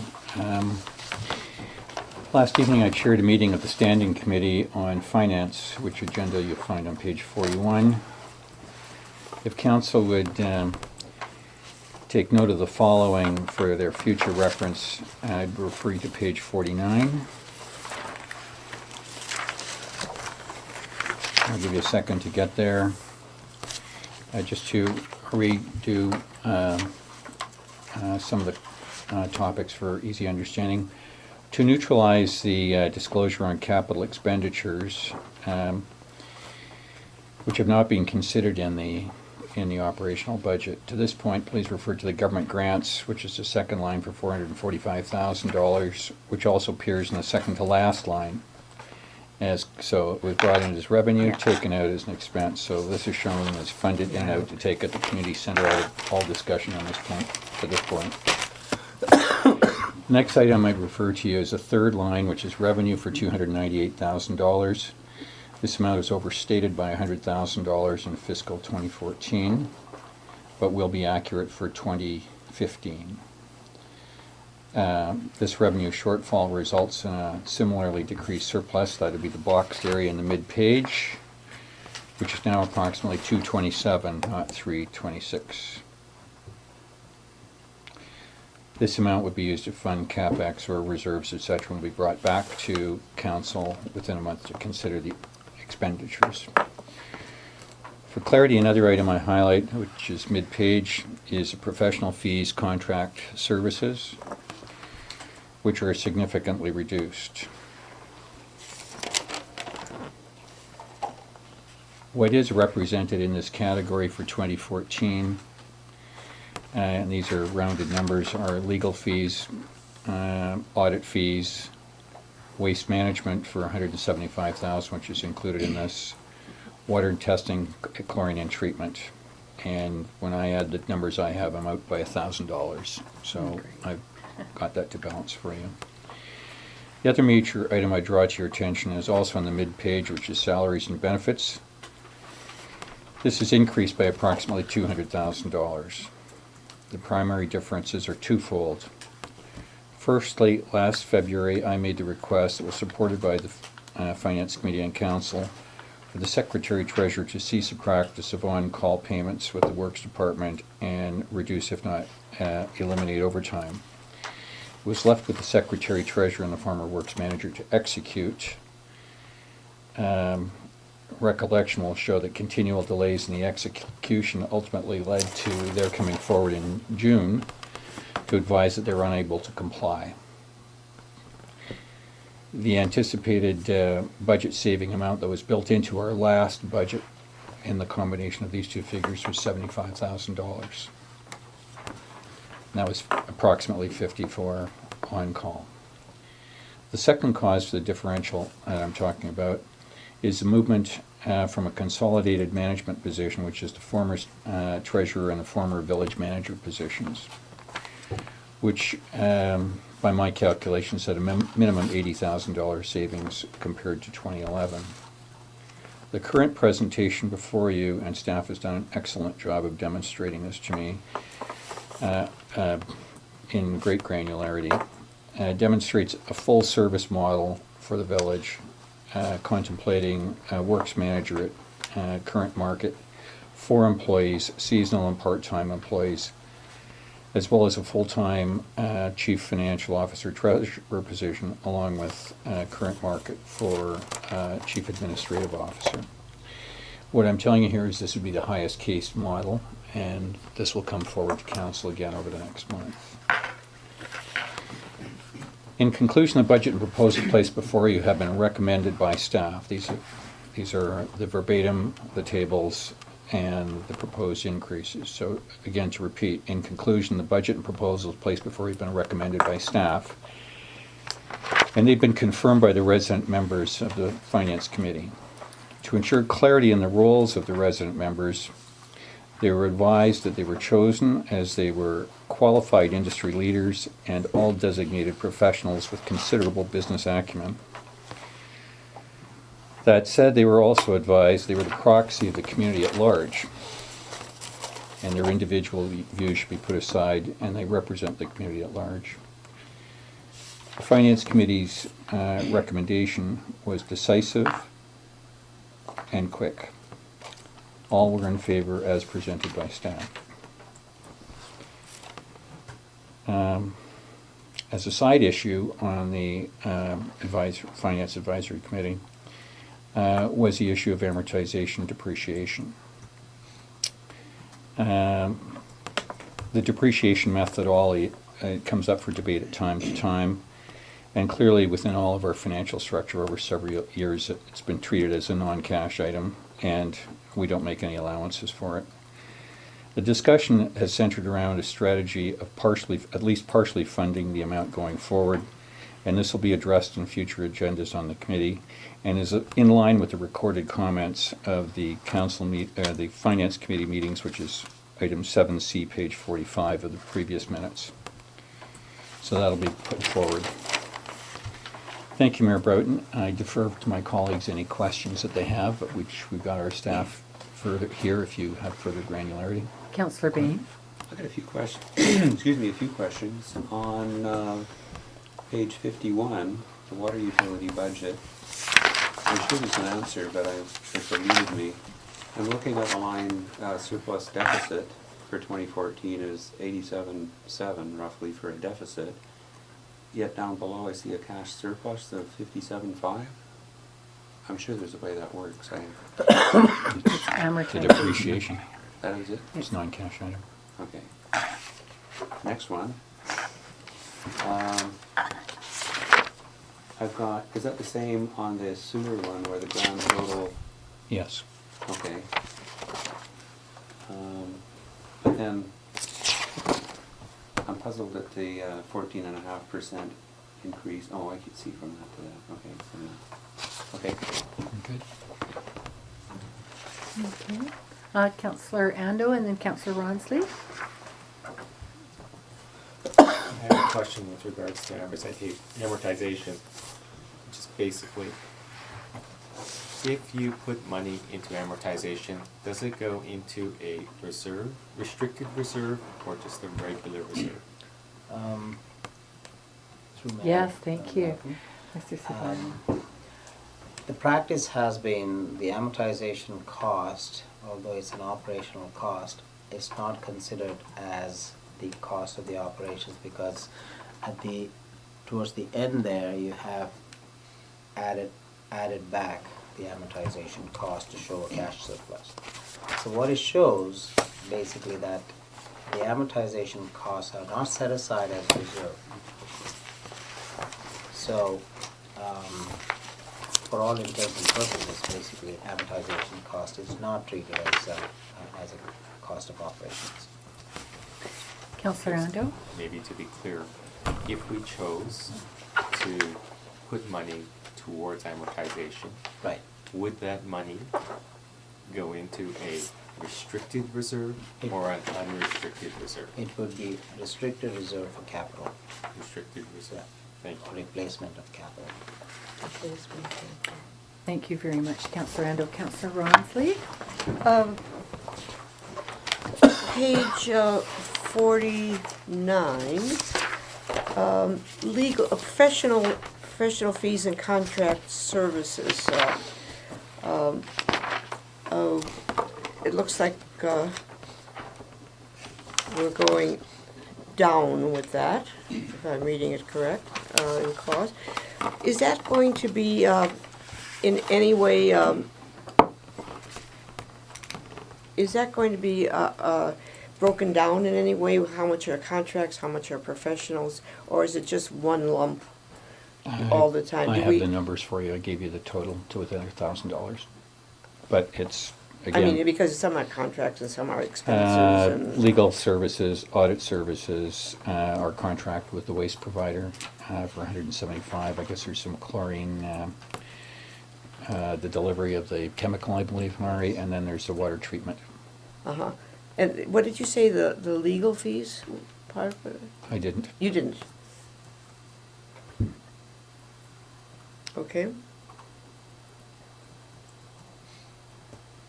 Curiosity, that's, Less than last year. sorry? Less than last year. Okay, any other questions? Okay, there being none. I'm sorry, Councillor Bain. Can I pose the question to you about this on the sewer utility? Are we in fact going to continue subsidizing Kelvin Grove on this, or what's the long-term plan for that? I defer to staff's recommendation. I mean, in principle, it makes sense to have sewer utility being borne by the cost. Absolutely. In principle, the sewer utility cost should be borne by the people who are using the sewer facility.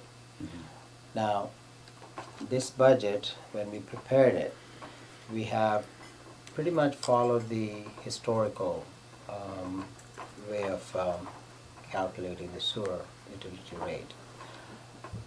The budget actually shows a deficit, in fact, of 36. $36,000. And of course, you add back the amortization cost, it still is a deficit of $14,000. Now, although we have prepared this in this fashion, if council believes that they should be revised in order to bring back that, that portion into Calvin Grove, then we will have to take it back. Through you, Madam Mayor, I believe that, you know, you're seeing a 10% increase over last year. I believe that you were, in order to bring it flush, I think it's about another $10,000 Yes. that we have to add into that benefiting area. When this came, and again, I think one of the challenges we have had, you know, being new staff here, is that we've had to learn, you know, some of the issues here, and we started looking at it. As Hari pointed out, the utilities need to stand on their own, and it's been a slow process in this community, and as in many other communities. So what we've certainly identified this. This was discussed at the Finance Committee, that needs to be brought up. I think the Calvin Grove area should pay for it entirely. I think, but they're facing a 10% increase this year. I think it was 5% less. Was it 5% last year? 5% last year. So we're recommending that it be double from last year. I think we should notify the residents that in 2015 it will be fully self-financing, and I think that's something that we notify them. Unfortunately, you know, I think it's common courtesy. I think to make it self-financing, it'd be the 10% would probably go up to About 20-25%. 25% increase over last If year. we were to self-liquidate that. And I don't know what that means in actual dollars, and I think that's probably we could try to find out for you before, you know, before it's adopted. in our But package, yeah. so the short answer is yeah. The other issue is that water needs to be self-financing as well. You've seen a 10% increase in water as well. Again, the benefiting areas need to pay their full share, and for whatever reasons it hasn't been in the past. The Finance Committee has identified that both in discussions amongst, you know, the mayor and Councillor McLaughlin. This is something that, you know, we need to move forward, and I think certainly a 10% increase this year. It may have to be even more next year. Maybe I can address that as well, is that it's been very, very positive to have the staff clarity around the utilities. I certainly have held the view, and I believed at that time knowledge that the utilities should be self-funded. So I'm really pleased. I agree that we should put a note in their tax notice just identifying that that is the goal. They'll probably be surprised that they're not achieving that yet, and it's always helpful to have that in advance.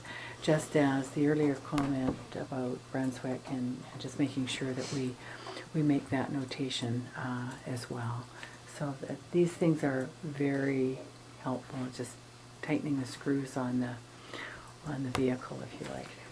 Through you, Madam Mayor, I think, you know, in very general terms, I think what Hari is prepared is to walk you through the budget if council, the provisional budget, draft provisional budget, if council so wishes, is prepared a lot of work.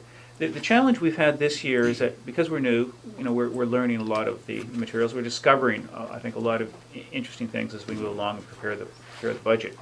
I think the challenge we're facing, and I think the infrastructure committee is going to be looking at this, is really as we start looking at the life term of all of our assets, not only our, you know, water or sewer or drainage, but also our buildings. We start looking at this, we are going to have to start putting in reserves.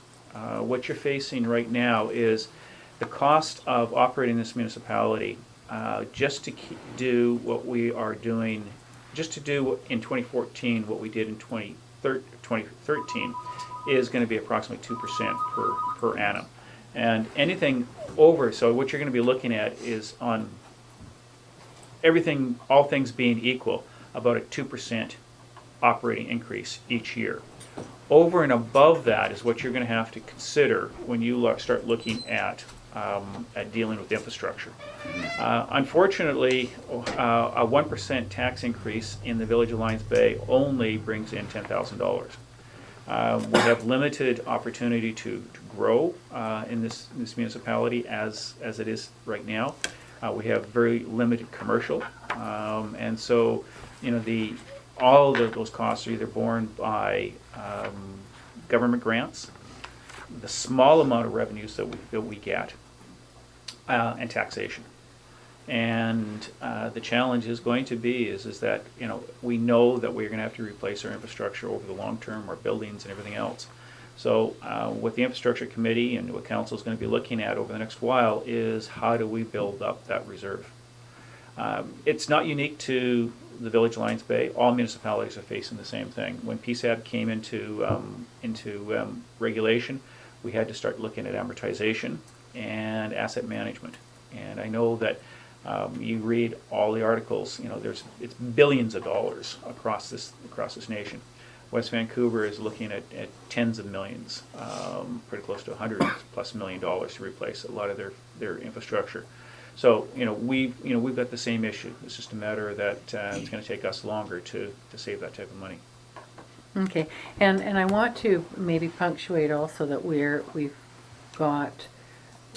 just, from my perspective, so far ahead as well. You know, we've got the 2 ultraviolet top water system, and really, other than 3 small lakes within our community, our water guts under the road have been upgraded with new pipes. So it's very unusual. If we were to say an order of magnitude in another community that had done that, I mean, it would just be extraordinarily unusual. So we're doing well, and with secondary treatment, and Metro doesn't have secondary treatment to this day, and Metro's largest water system will just about be on board with ultraviolet in the next month, we hope. So, but one of the challenges we're facing, Yes. Madam Mayor, which the Finance Committee and Council is going to have to deal with, is that we are, you know, subsidizing our operating totally. budget Yeah. through surplus. And Yeah. as our surplus continues to dwindle, and as we, you know, continue to operate this village, I think at the appropriate staffing levels and projects, capital projects that should be done, you're going to see the surplus disappear, which means that we are facing potentially a deficit. Now, you know, we are going to, you know, hopefully look at additional government grants. But again, those are, you know, we're keeping our fingers crossed. yeah, exactly. And I support what you're saying. So I didn't want to leave that as the period at the end of the sentence, but definitely support what you're saying.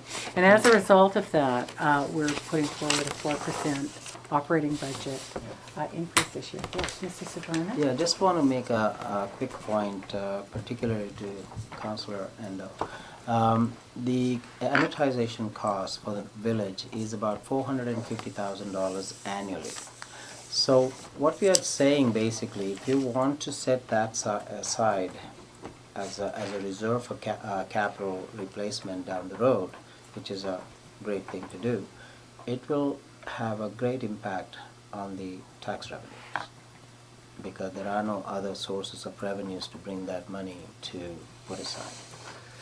So that's how generally the municipalities have been doing, because that's why they put it back into the added back to the cost by not acknowledging that as cost of operations. So. Mm-hmm. And I think that it's a real balancing process, because if you have those funds, even in a restricted fund for capital, and let's say one council's intention is for it to go to a particular project, another council can spend that. And so if the community is thinking that they're digging into their pockets, so you want to balance not overtaxing, what is regular taxing, what is building reserve. I think all of us are in favor of building reserve.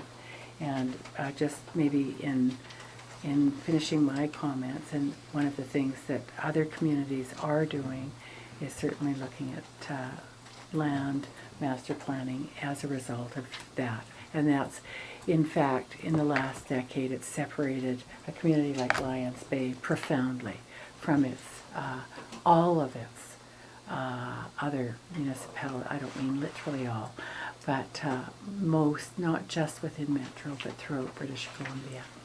So it's the separation is beginning to be anxiety separation, or separation anxiety. Maybe if I can just, though, bring this to a close, if there's anything, Councillor McLaughlin, that you'd like to add here before we move on. I'd just like to thank staff, to echo Councillor McLaughlin, who's the chair of the Finance Committee. First of all, to certainly thank you for chairing last night, just piggybacking on Councillor Ronsley's note to Councillor Ando, and to say to please pass along our thanks to our resident members, but particular thanks to staff. And I think that it's been a very significant challenge and learning, not learning what you already know, but learning how to apply it here. And we really appreciate the application of your depth of knowledge and experience here. Madam Mayor, a lot of this credit for teaching us goes to Haley Cook, our accounts receivable. She has done an incredible job in bringing a lot of corporate knowledge to us, and I publicly want to say that she's done an incredible job. I also want to thank Will Emo, who's our acting manager of public works. He has really started running very quickly on his feet. Hari for moving this forward, and Councillor McLaughlin and yourself for helping us understand this. It's not a big budget, but I think, as we talked about last night, the pennies really count, and I think that's what staff are fully understand. Thank you so much. If I may move us along to number 9A, and we have an addition of B that was accepted during the agenda. So starting with 9A, the volunteer expense reimbursement. Just before we leave that, so we have the draft provisional budget, just so that everybody's clear on the next steps. Okay, so the next steps would be that budget can certainly come forward if we could to have it on the committee of the whole agenda of February 18th, just for any comment, but also have it on the evening meeting of February 18th, not as a 5-year plan, but as the provisional budget, to get it passed. Now that gets passed by simple resolution. It's not a bylaw. The 5-year plan is a bylaw, and it has to be passed by mid-May. I think it's May 15th. So, yeah. So just as clear, the purpose of taking it to the committee of the whole on February 18th rather than to council? Oh, and to the evening meeting as well. But just so that I'm clear, what do you want to have? What do you want to do with it on the? We can take it right to the February. Why wouldn't go to resolution now? Oh, we could. We could, if it's council's mind to go to resolution now, we certainly could. Do you want to put forward a resolution, Councillor McLaughlin? Just make sure I've encapsulated it correctly here. So it'll be. It will be bullet number 3. That council resolve. Okay, sorry. Okay. 2 sets of papers here. Apologize.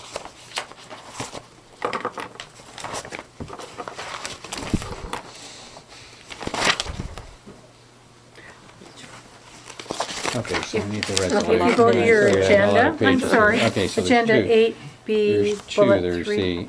the, We It's have, water Bullet and- 3. I'm sorry, it's just bullet 3 that we would be resolving. The utilities are through bylaw at this point. Yes. okay. And I don't note a sewer utility bylaw. Is that later in the year? That's later in the year. Okay, This- thank the- you. these Just wanted to bylaws- make sure. just I water. always check in about that, and I'm Thank you. always glad to know why it's not there Just yet. water and solid Yes, waste. fantastic.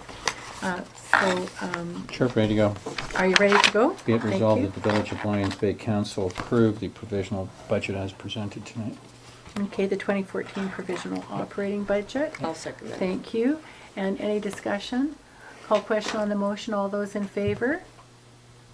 Carried unanimously. I'm going to then move, yeah, I'm Just sorry. before, just so that, we had a discussion at staff, and I just wanted to have council, I guess, approve of how we're gonna move this thing forward. We are gonna put the provisional budget on the agenda. This is part of the agenda package, but we're gonna put it on the website and invite any comments from the public before the 5-year Yes. 5-year budget is finally adopted. Fantastic. So if there's Thank any you. comments. It's a real advantage of having that provisional. It lets staff begin the work of the year in the depth and the. And the commentary comes in and it's responded to by staff.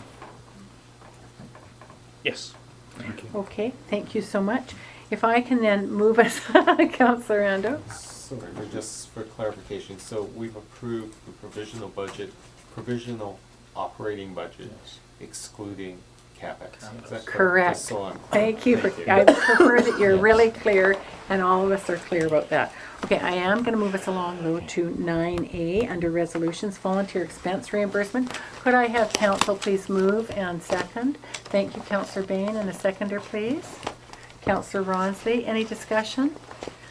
I'd just like to thank Councillor Bain for organizing this training for all of these folks, and for garnering the new volunteers, and if you can welcome them on behalf of all of council to their new role and commitment to Lions Bay. We really appreciate it. So any discussion? Call question on the motion. All those in favor? Carried unanimously. If we can move along then to 9B, which is, I'll read it out, notice of a special meeting of council, and our apologies that it could not happen today, but it couldn't. So it is A, pursuant to section 127.4 of the Community Charter and Article 7.1 of the Village of Lions Bay, Council Procedure Bylaw 2012, number 453, 2012, Council resolves to unanimously waive notice of a special closed meeting of Council for Wednesday, February 5th, 2014 at 9:30 a.m. in the Council chambers of the Village Hall. Could I have somebody move? And second? Thank you. Councillor Ronsley, and a seconder? Thank you. Councillor McLaughlin. Any discussion? Councillor Ando? So, I understand why part of this needs to be in closed, but we've had so much discussion on the first part of the topic. I don't quite understand why it needs to be enclosed, and maybe you can speak in general terms on why you deem that it should be enclosed. Through you, Madam Mayor, thank you. it's negotiations with the province and the federal government, Yeah. and it'll become clear tomorrow, hopefully. Yeah. Because I think the negotiations with the levels of government should be without question. But we've had so much discussion on the topic, I don't understand why the scope letter itself needs to be, so you could clarify that if We will you're speak- able to or not, but No. you're not. Yeah. And It'll although become clear tomorrow, and if Yeah. council chooses, we can certainly, go into, resolve Yeah. into open session, but I think it'll become clear. yeah, actually, I reviewed it tonight before I came, and it became really clear to me that yeah. So thank you. I would have joined you with that question, but having reviewed the data itself. So any further comments from council? Call question on the motion. All those in favor? Opposed? Well, still thinking on this, you need it to be unanimous, I believe, We isn't do. that correct? So Yeah. That's correct. Can you wait till tomorrow?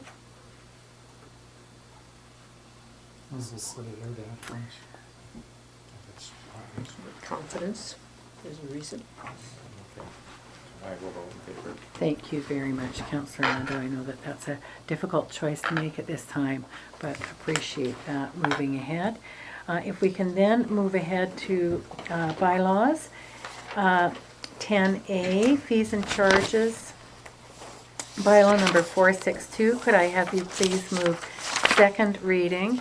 And I'll just note for council that thank you to Ms. Kuntz. She has researched and highlighted the changes that we'd asked for. They're highlighted in yellow, and then highlighted one in, I don't know, red or something like that, to please go ahead and we'll do further research, but it's not worth tying it up. It's the weight on the truck. The incredible weight on that truck. But we'll do further research on that. But the other ones were per day. They were two that didn't have a designation of what the fine was pertaining to, and it was per day. 101, just a sec, let me catch up in my, oh, outline it for you, just so that when you're, Page 7, or it's Yeah. actually page 107, 154. okay, and that was just general waste utility trailer rental is $150 per day, and the compost or earth machine rental was $73.50 per day. The per day wasn't designated, and so we weren't sure what time zone that had. So if I can ask council to move second reading. Thank you, Councillor Bain, and a seconder, please. Councillor Ronsley. Any discussion on this? Thank you, Councillor Ando and Councillor McLaughlin. I have a couple of points. The first one is, I believe last year, or else the year before, we had a discussion that for bylaws, we were going to do first and second reading in one council meeting, and then have the third as a separate, and then have the fourth as a separate. Does anybody else recall that as a policy or as a principle? That's what we were trying to follow? Councillor Bain? I do recall, excuse me, that conversation. We had a glitch with this one because after the first reading, there were some adjustments that had to be made. Right. So we went one reading with the idea that we go to the second one now. Okay. But That we, with the idea that we do second and third. We could have done first and second last Right. week, but because we had these, So then I'm wondering about Uncertainties. the next one is we're doing first, second, and third. The next bylaw that we're talking about, which will be 467. Are we doing first, second, and third reading, or are we doing just first and second reading? we really do need to separate out the third and final reading. And council, of course, can make that choice as you move along. That is the water rate of 10% increase. But what I try and help guide you on is, in this circumstance, is that we do need that fourth reading at our next meeting. And in order to facilitate the tax notices going out. And so if we can move first, second, and third reading tonight, that would facilitate that. I just Yes, wanted Mr. to McGrady? be clear on what Why? we had, why Yeah. we had discussed before, Yeah. and we had all agreed that that's the procedures that we were going to follow, and then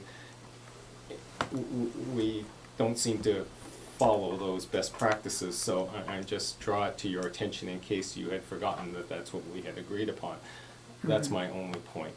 I understand the sense of urgency or the time that we have to do this, so, but I'm just drawing it to everybody's attention that we had this discussion before, so that was my first point. And Okay. my second point Thank would you. be, with the green waste utility trailer, with the dropping of the pitch-in program, I believe that this used to be $75, and now it's gone up to $150. I understand that it needs tires and that there's, insurance and there's a lot of costs, but I believe that we need to provide this to the residents as a service, and it should be as cost effective as possible. We want them to use it. We want them to take their green waste and not put it on the street in 3 bags at a time. So I think that we should try and make it as cost effective as possible to encourage people to use it, rather than make it prohibitive, maybe prohibitive, $150. Unless you had a whole bunch of garbage and you were gonna use it for the whole weekend or not garbage, but green waste, and you were gonna haul to the dump over the whole weekend where you could get the costs down. I just don't understand the rationale of making it $150 when I think that we're trying to encourage people to use it. That's just my opinion. Okay, Councillor Bain? May I respond to that? Certainly. As fellow council members, you're probably aware I'm probably about the cheapest guys you'll find at this table. But also having run a pickup truck, an F-350 for over 20 years, the same one, and knowing the costs associated with a big diesel and a heavy truck, $150 a day seems pretty cheap to me already. This is just the trailer. This is I know. More the thing can carry, the more cost per day it costs. I was just adding up our insurance bills today and I decided to put them down before I fainted. Thank you. Any further discussion?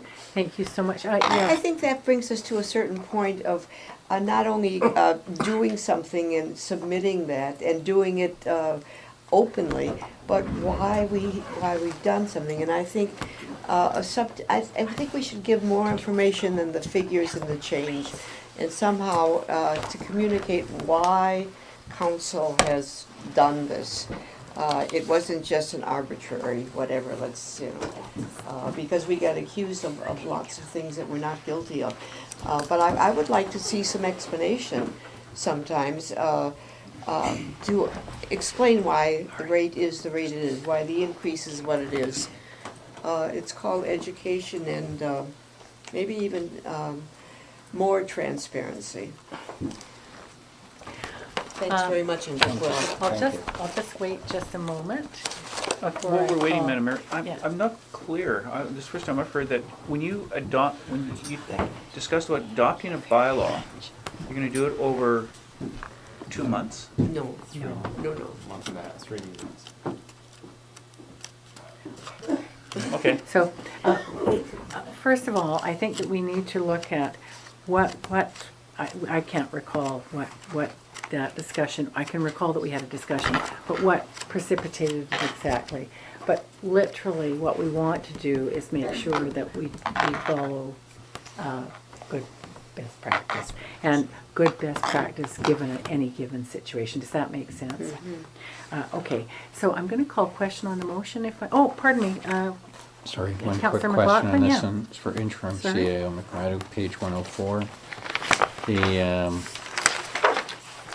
freedom of information in the second block, which is the $7.50 per quarter hour, so the request comes in and it's $30 an hour for investigation. Was there some component of, if it was an easy find, it was no cost, or did I miss that?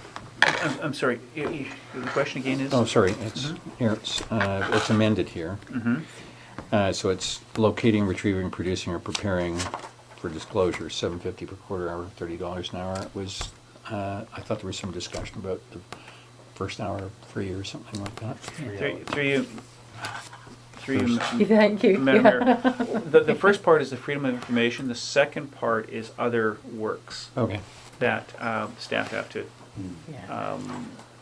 engage in. Thank you. Okay, thank you very much. Is that everything? Call question on the motion. All those in favor? Carried unanimously. If I can have you move third reading of the fees and charges bylaw 462. Could I have somebody please move and second? Thank you, Councillor McLaughlin and Councillor Ronsley. Any further discussion? Call question on the motion. All those in favor? Carried unanimously. If we can go along to water rates bylaw 467, first reading. Could I have somebody please move first reading? Thank you, Councillor Bain and Councillor McLaughlin. Any discussion on that? Seeing none, call question on the motion. All those in favor? Carried unanimously. If we can go to water rates bylaw 467, second reading. Could I have somebody move in second, please? Thank you, Councillor Ando and Councillor Ronsley. Any discussion? Thank you, Councillor Bain. The only thing pertains to my comment earlier, and one from the gallery, is that if we're phasing in user, thank you. Could it be contingent that we agree to this, subject to a notice go out, as you were indicating, that they will be advised that it will be user paid by 2015, if we are phasing it in? If you remember, that's a very good suggestion, that but that would perhaps come after you do this. I think there's that way it's clearly, recorded. It's clear. That's very good. Can we, so after this, we'll add that as a resolution. Thank you very much, Councillor Bain, most appreciated. Anything further? Call question on the motion. All those in favor? Carried unanimously. If we can go to water rates bylaw 467, third reading. Could I please have somebody move and second? Thank you, Councillor Bain and Councillor McLaughlin. Any further, any further discussion? Call question on the motion. All those in favor? Carried unanimously. If we can then maybe go to waste collection and then as item D, go to the resolution regarding, or what would you prefer? Do you have a preference, Mr. McGregor? I think both, you could probably cover it in one resolution right after this. Okay, perfect. If I can then stay with bylaws and go to number C, and waste collection bylaw 468, first reading. Could I please have some mover and a seconder? Thank you, Councillor Bain and Councillor McLaughlin. Any discussion on the waste collection rate bylaw? There being none, call question on the motion. All those in favor? Carried unanimously. Could I call for the second reading of waste collection rates bylaw 468? Could I have a mover and a seconder, please, Council? Thank you, Councillor Ronsley and Councillor Ando. Any discussion? Call question on the motion. All those in favor? Just, sorry. Yeah, that's okay. That's fine. Sorry, I resolved it. Thank you. Call question on the motion. Oh, I'm sorry. Sorry, well, good. I need to see a show of hands. He was through. Okay, you're through. Carried unanimously is accurate to say. Okay. And if we can go to third reading of waste collection rates bylaw number 468, could I have somebody move in second? Thank you, Councillor Ronsley and Councillor Bain. Any discussion? Call question on the motion. All those in favor? Carried unanimously. Now if we can go to a resolution to resolve that the Brunswick water rate residents that live on Brunswick Road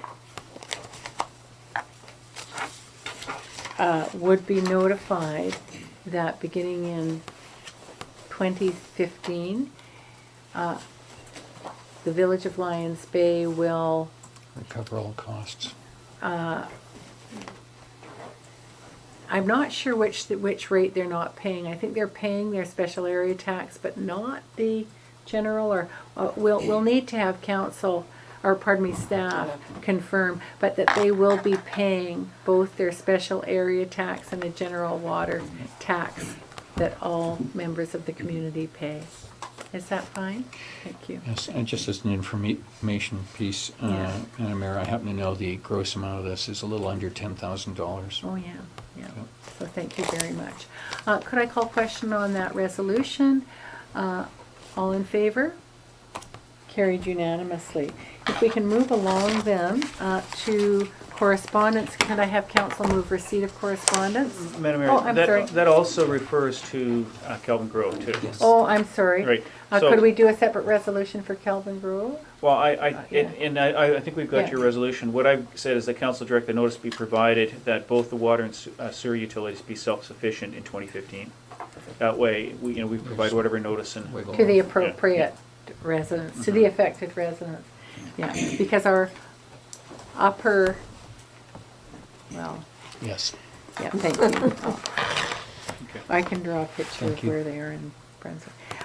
In terms of correspondence, could I have somebody move receipt? Thank you, Councillor Ronsley, and second, Councillor Bain.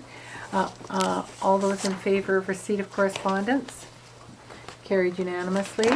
If we can go to the list of correspondence on page 121 of your package and to see if there's anything that council wishes to pull forward. The one thing, the North Shore Food Charter, it may be that if council is agreeable that we put forward a resolution of acceptance of the North Shore Food Charter. We are a signatory to that food charter and have been involved in, Councillor Ronsley and myself over the years. It is in the package, but on page 128 and 135 to 138, but I thought it might be something that comes forward as a resolution next time so that the council can have the opportunity to read it. And I know there's council members that are part of the community garden. It's a fine, lean document that I think is a good document. And if I can draw council's, I'm sorry. Excuse me, yeah. Madam Mayor, did you want this to be brought back to the next council meeting? I think so, Okay. unless council has a mind to resolve it. Council won't have had maybe a chance to have reviewed it tonight. It's sort of in a bigger package, but the actual documents look like, to me, that they were on page 128 and 135 to 138 of this package. It's council's mind, maybe. Councillor Ronsley, would you want to put forward that resolution to support Yes, the?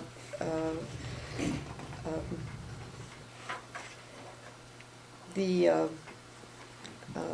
Village of Lions Bay endorses the North Shore Food Charter as submitted. Is that adequate? Here we go. We got it, okay. There's one right Here we go. there. Just That the change- North Shore Food Charter is included in the January 14, 24 report of the social planner. No, Whoop, no. Whoop, Sorry. Just, whoop, wrong read. Sorry. you just Oh, the first part. that, That, well, where do we have to say something specific. No, I think you were on a roll. The endorsement, just that the Village of Lions Bay endorsed the North Shore Food Charter and they convey it to the members of the North Shore And Congress. to convey it to the members of the North Shore Congress for their information. Okay, Thank could you. I have a seconder on that? Thank you, Councillor Bain. And any discussion? All those in favor? Carried unanimously. If I can just go briefly to the Howe Sound Community Forum, there is a webinar on the cumulative effect framework that some of council might be interested in on Friday, February 21st, 2014. I believe everybody received a note on that. It signals that you have, but if you have an interest, if you might want to respond to that. And then lastly, are there any other of the external correspondence that you wish to comment on? Any council members? The internal correspondence is on one of our community members having received a bite by a dog. And I don't know whether we know the owner or the dog, but one of the, in reading the correspondence and in rereading it today, the high-level concern is, appears to be in the third paragraph, and it's dogs off the lead on Centennial Trail, and that may be a bigger discussion or something such as that. But the resident, long-standing, very well-respected resident, competent, and certainly not looking, I'm sure, to tangle with a dog, but was bitten by the dog, and I don't know, I'll just open it up to any ideas that council has, or perhaps staff wish to comment, bring any wisdom that you can to the table. But the resident did need to go and have a shot, and it was a loony-sized puncture with a tetanus injection following.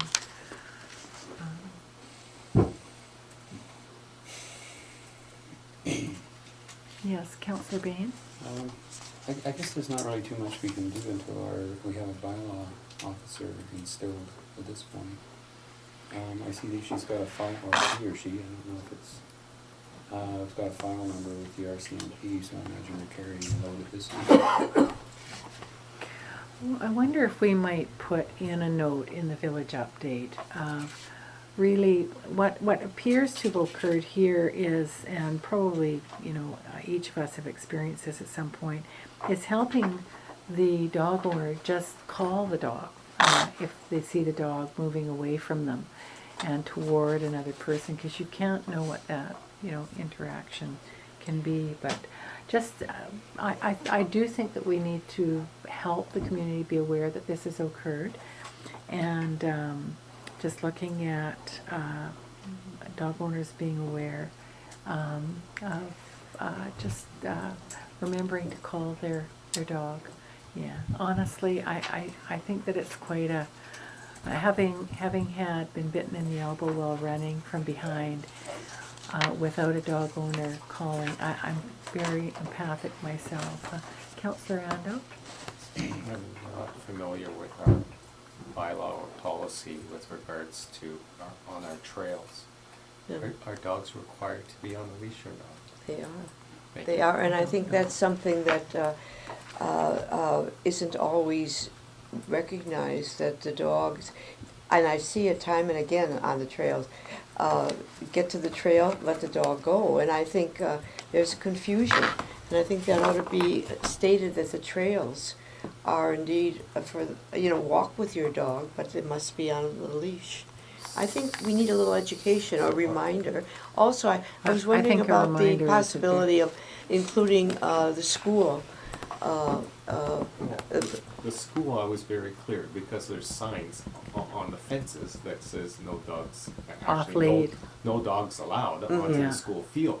And there's actually no dogs allowed on school property. But, so I'm very clear for the school, but I don't walk the trails, unfortunately. Yeah. So I don't know whether there's any signs that would let residents know that the dogs are supposed to be on a leash. This was Don't know on, whether did we- occur on the school playing field. Yeah. Yeah. I know this was a long time ago, but just to bring forward, we had one resident who had to go into surgery because of an unexpected dog attack, and it was 2 dogs in that situation. But again, a very mature, somebody who'd raised several kids and probably several dogs themselves. So I think it's a reminder of just, calling the dog, having the dog in your control. But I'm very relieved that this wasn't more serious, but I recognize it as being serious. It could have been, honestly, quality of life altering. So we just want to make sure, I think, that we put something into the village update. Does that make some Yes. sense? Thank Yeah. you. Okay, with that, there being no further comments that I see going up, I just want to mention that I did receive a letter that I've just handed over to, thank you, to Mr. McGradu, and it's just about the organic stand for Metro Vancouver, and it's just an invitation for our staff to go and learn more about it, and that's the one that begins in 2015. And just to learn more about it, and I thought that was nice because I honestly think that's the first invitation that has probably gone out about that. Time is marching forward. So thank you very much for anybody who's able to attend. Probably,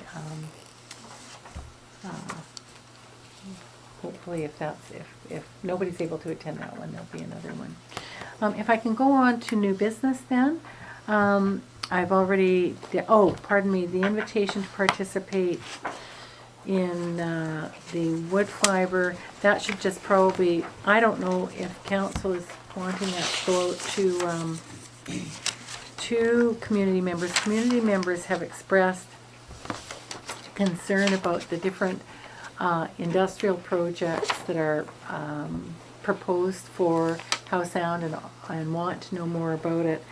And that's why I put this onto our agenda, because there is literally tonight, tomorrow night, Thursday night, and next Wednesday night, there are, on next Saturday, a week Saturday, up in Squamish. So I don't know if we want to e-post those out as just opportunities for people to make their views known, knowing that there was another one that we did send out, and it was about the pipeline. This one is actually about the actual LNG project. The two were separated, systemically separated. The pipeline and the project were separated. So does council have a mind on that? Yeah, Councillor Bain? I think e-post would probably be appropriate. Let everybody have a balanced perspective on it, Yeah. and hear both sides of the issue. Yeah, it's very interesting when you go, for sure. If we could, e-post that then. And then pardon me, Councillor Ronsley, this is yours, 12B. Oh, there's a concern about doing some work which is not in the budget, and I'd like to pass it on to our CAO for information and to bring it back for a comment perhaps at the next meeting, February 18th, I believe it is. So I can give you more information on that. Thank you very much for looking after that. Okay, thank you very much. Councillor Ronsley, any comments? There being none, I'm going to move to the public questions and comments. Mr. Stone Thank you. and Mr. Abbott.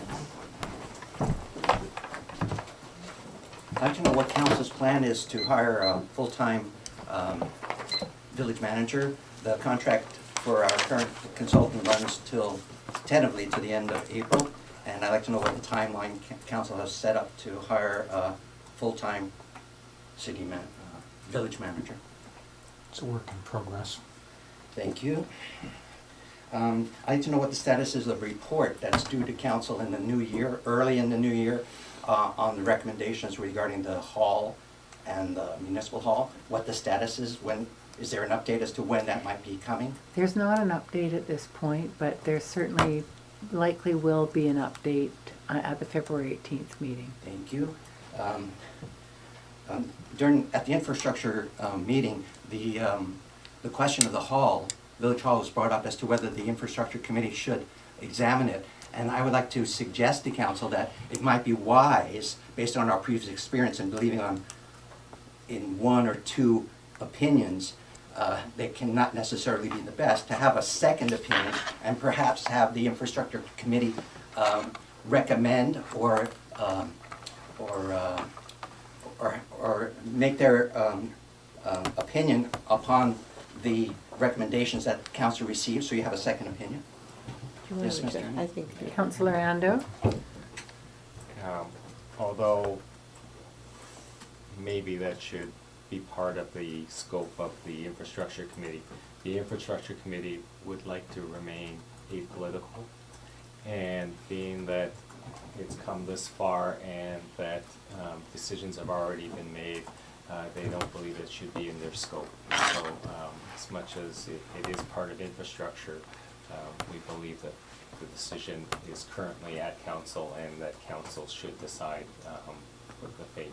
I understand, but the whole situation of the infrastructure is political. The whole question is political. Could I just have, thank you. Councillor McLaughlin? Thank you, Mayor Burton. Mr. Stone, I put forward the resolution that effectively stopped the infrastructure committee, the resident committees, various things. It's now in staff's hand to put forward the least cost options. They'll be doing that within the next few days. The public will hear about the outcome very shortly. Okay, I just thought it might be. I lost some time there, Mr. Bain, with the responses. And 26 on the top end. Okay.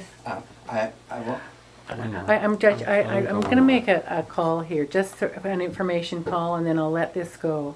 But you either ask for a response, and that's part of your 2 minutes, or you wait for a response and there's none or whatever.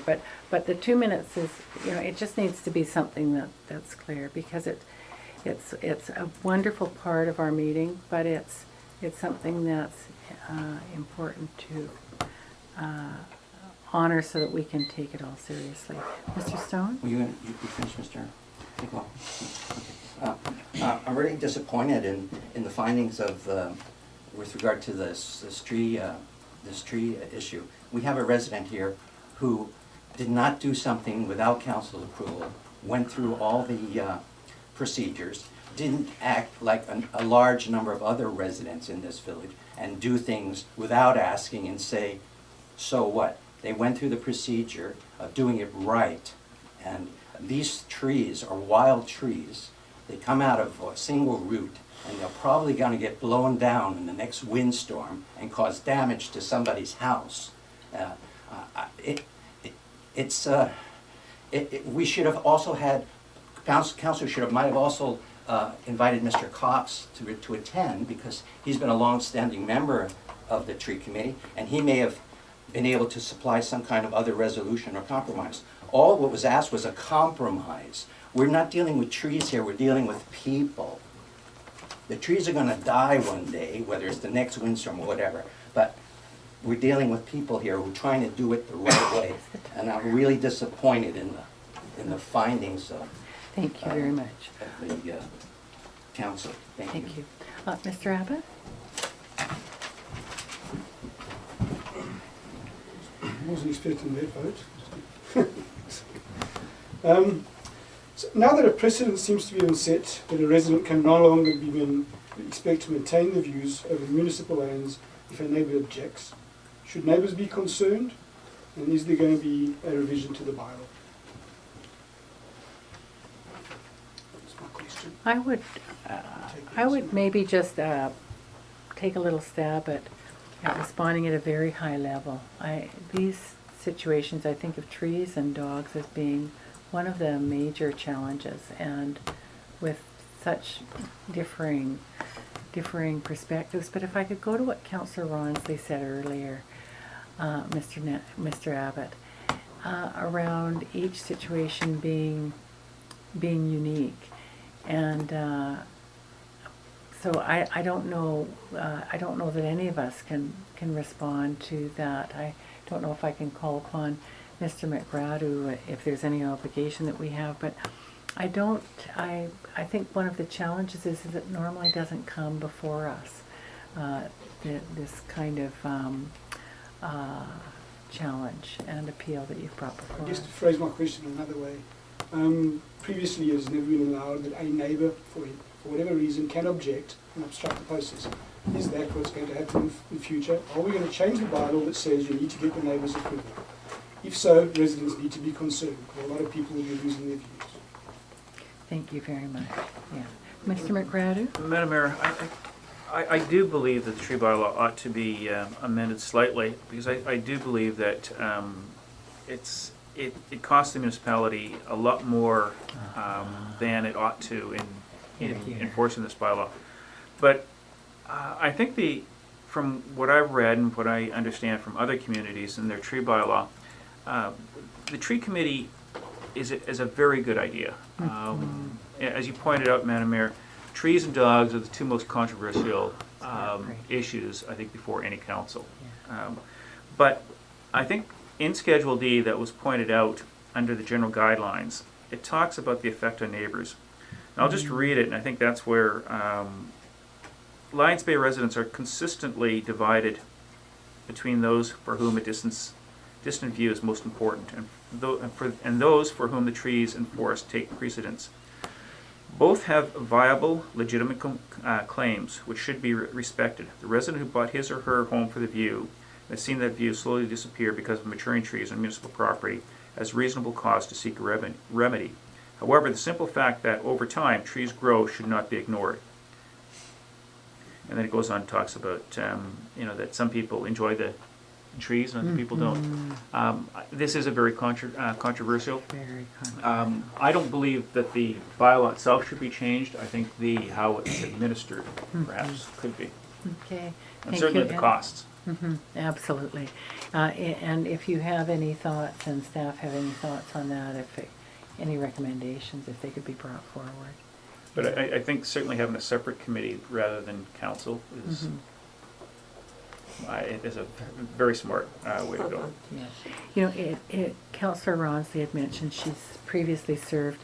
I have not recently served, but I served in the forming committee, and then soon moved myself off that forming committee because they were all skilled and seasoned and thoughtful and neutral, right? And anyway, and that was early days in the late 90s or something like that. It was before the tree policy. We didn't have a tree bylaw at that time, and possibly not a tree policy. But it had come to the forefront that trees needed somebody to look at them.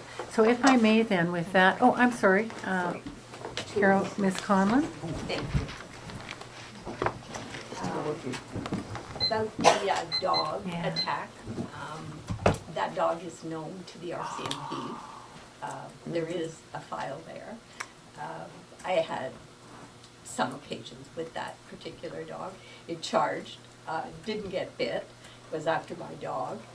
So I managed to scoop the dog, turn, and so it was directed at the dog. So there is a case there. And what the bylaw officer here said at the time when the attacks first started was to call the RCMP. They reported to the pager here, call the RCMP. So that woman, she's got an RCMP number, so they should be able to match the files. Okay. Thank you, that's very helpful. And so we have it on, right? Without that RCMP file, it's very, very hard to, for example, in the example I gave, the woman post-surgery was 8 months in recovery off her feet. Yeah.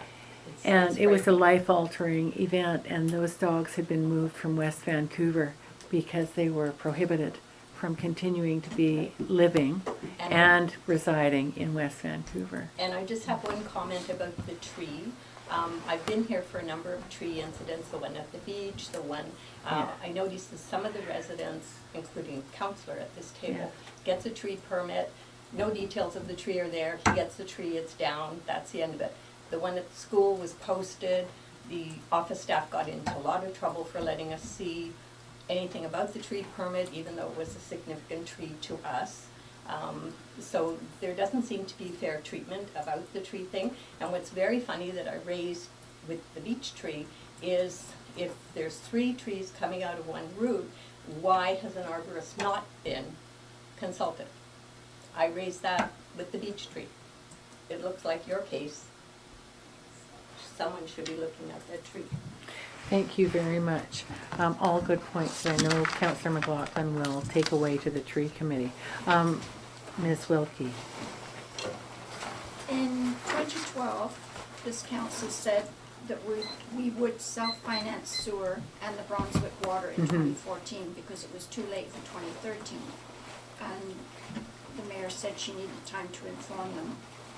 Due to more staff turnover and new staff not being notified by the treasurer, this was the goal for 2014. The village is paying taxes that are too high. Mr. McGrady said 1% increase is only $10,000. This is $36,000 that we are paying for Calvin Grove. Our water taxes, parcel tax would be lower. We would be paying less water charges also if Brunswick had to pay their entire portion that they're supposed to be.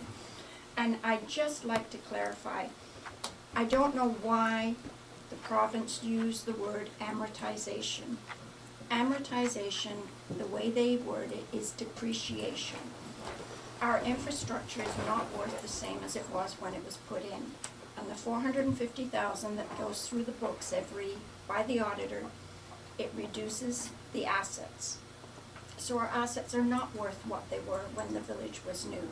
And that's what amortization is. It's depreciation. And on top of, so depreciation is an expense, it doesn't go anywhere. It just reduces our assets. And on top of depreciation, we need to also add money for replacement reserve. They are not the same things, they're 2 separate things. And any money we put to replacement reserve would be put away for replacing things in the future. So technically, we need $450 for amortization, depreciation, and another $450 to replace the stuff when it's, that's $900,000, which obviously we don't have, but that, we'll have to deal with that. They're 2 different things. Thank you very much. If I may then move us to adjournment. Thank you everybody in the gallery, and thank you to council, and very particular thank you to staff, and thank you to Ms. Lee for stepping in so quickly for tonight's meeting and minute taking. Could I have council move, please, and second? Thank you very much, Councillor Ando and Councillor Ronsley. All those in favor? Opposed? Carried unanimously. Okay, that's great.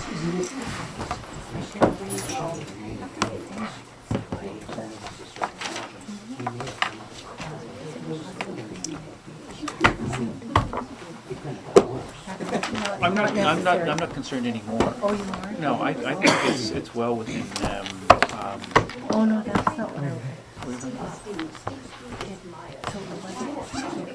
Thanks for coming, everybody. And listening to these dog issues, these trees. So going into another meeting? Lord, I hope not. 9:30 is not very far away. I'll sleep better at home.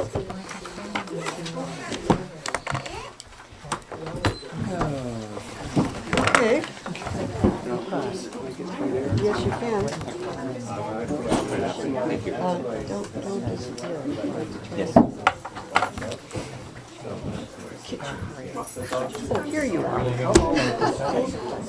really know how to play a book? Well, you're welcome. I don't have with me. Wow, I I'll bring went it through it for and you. I thought, No, I yeah. think, now that I've gone through it, Yeah. I think it's, I think it's very good. The only concern I have right now is that, yeah.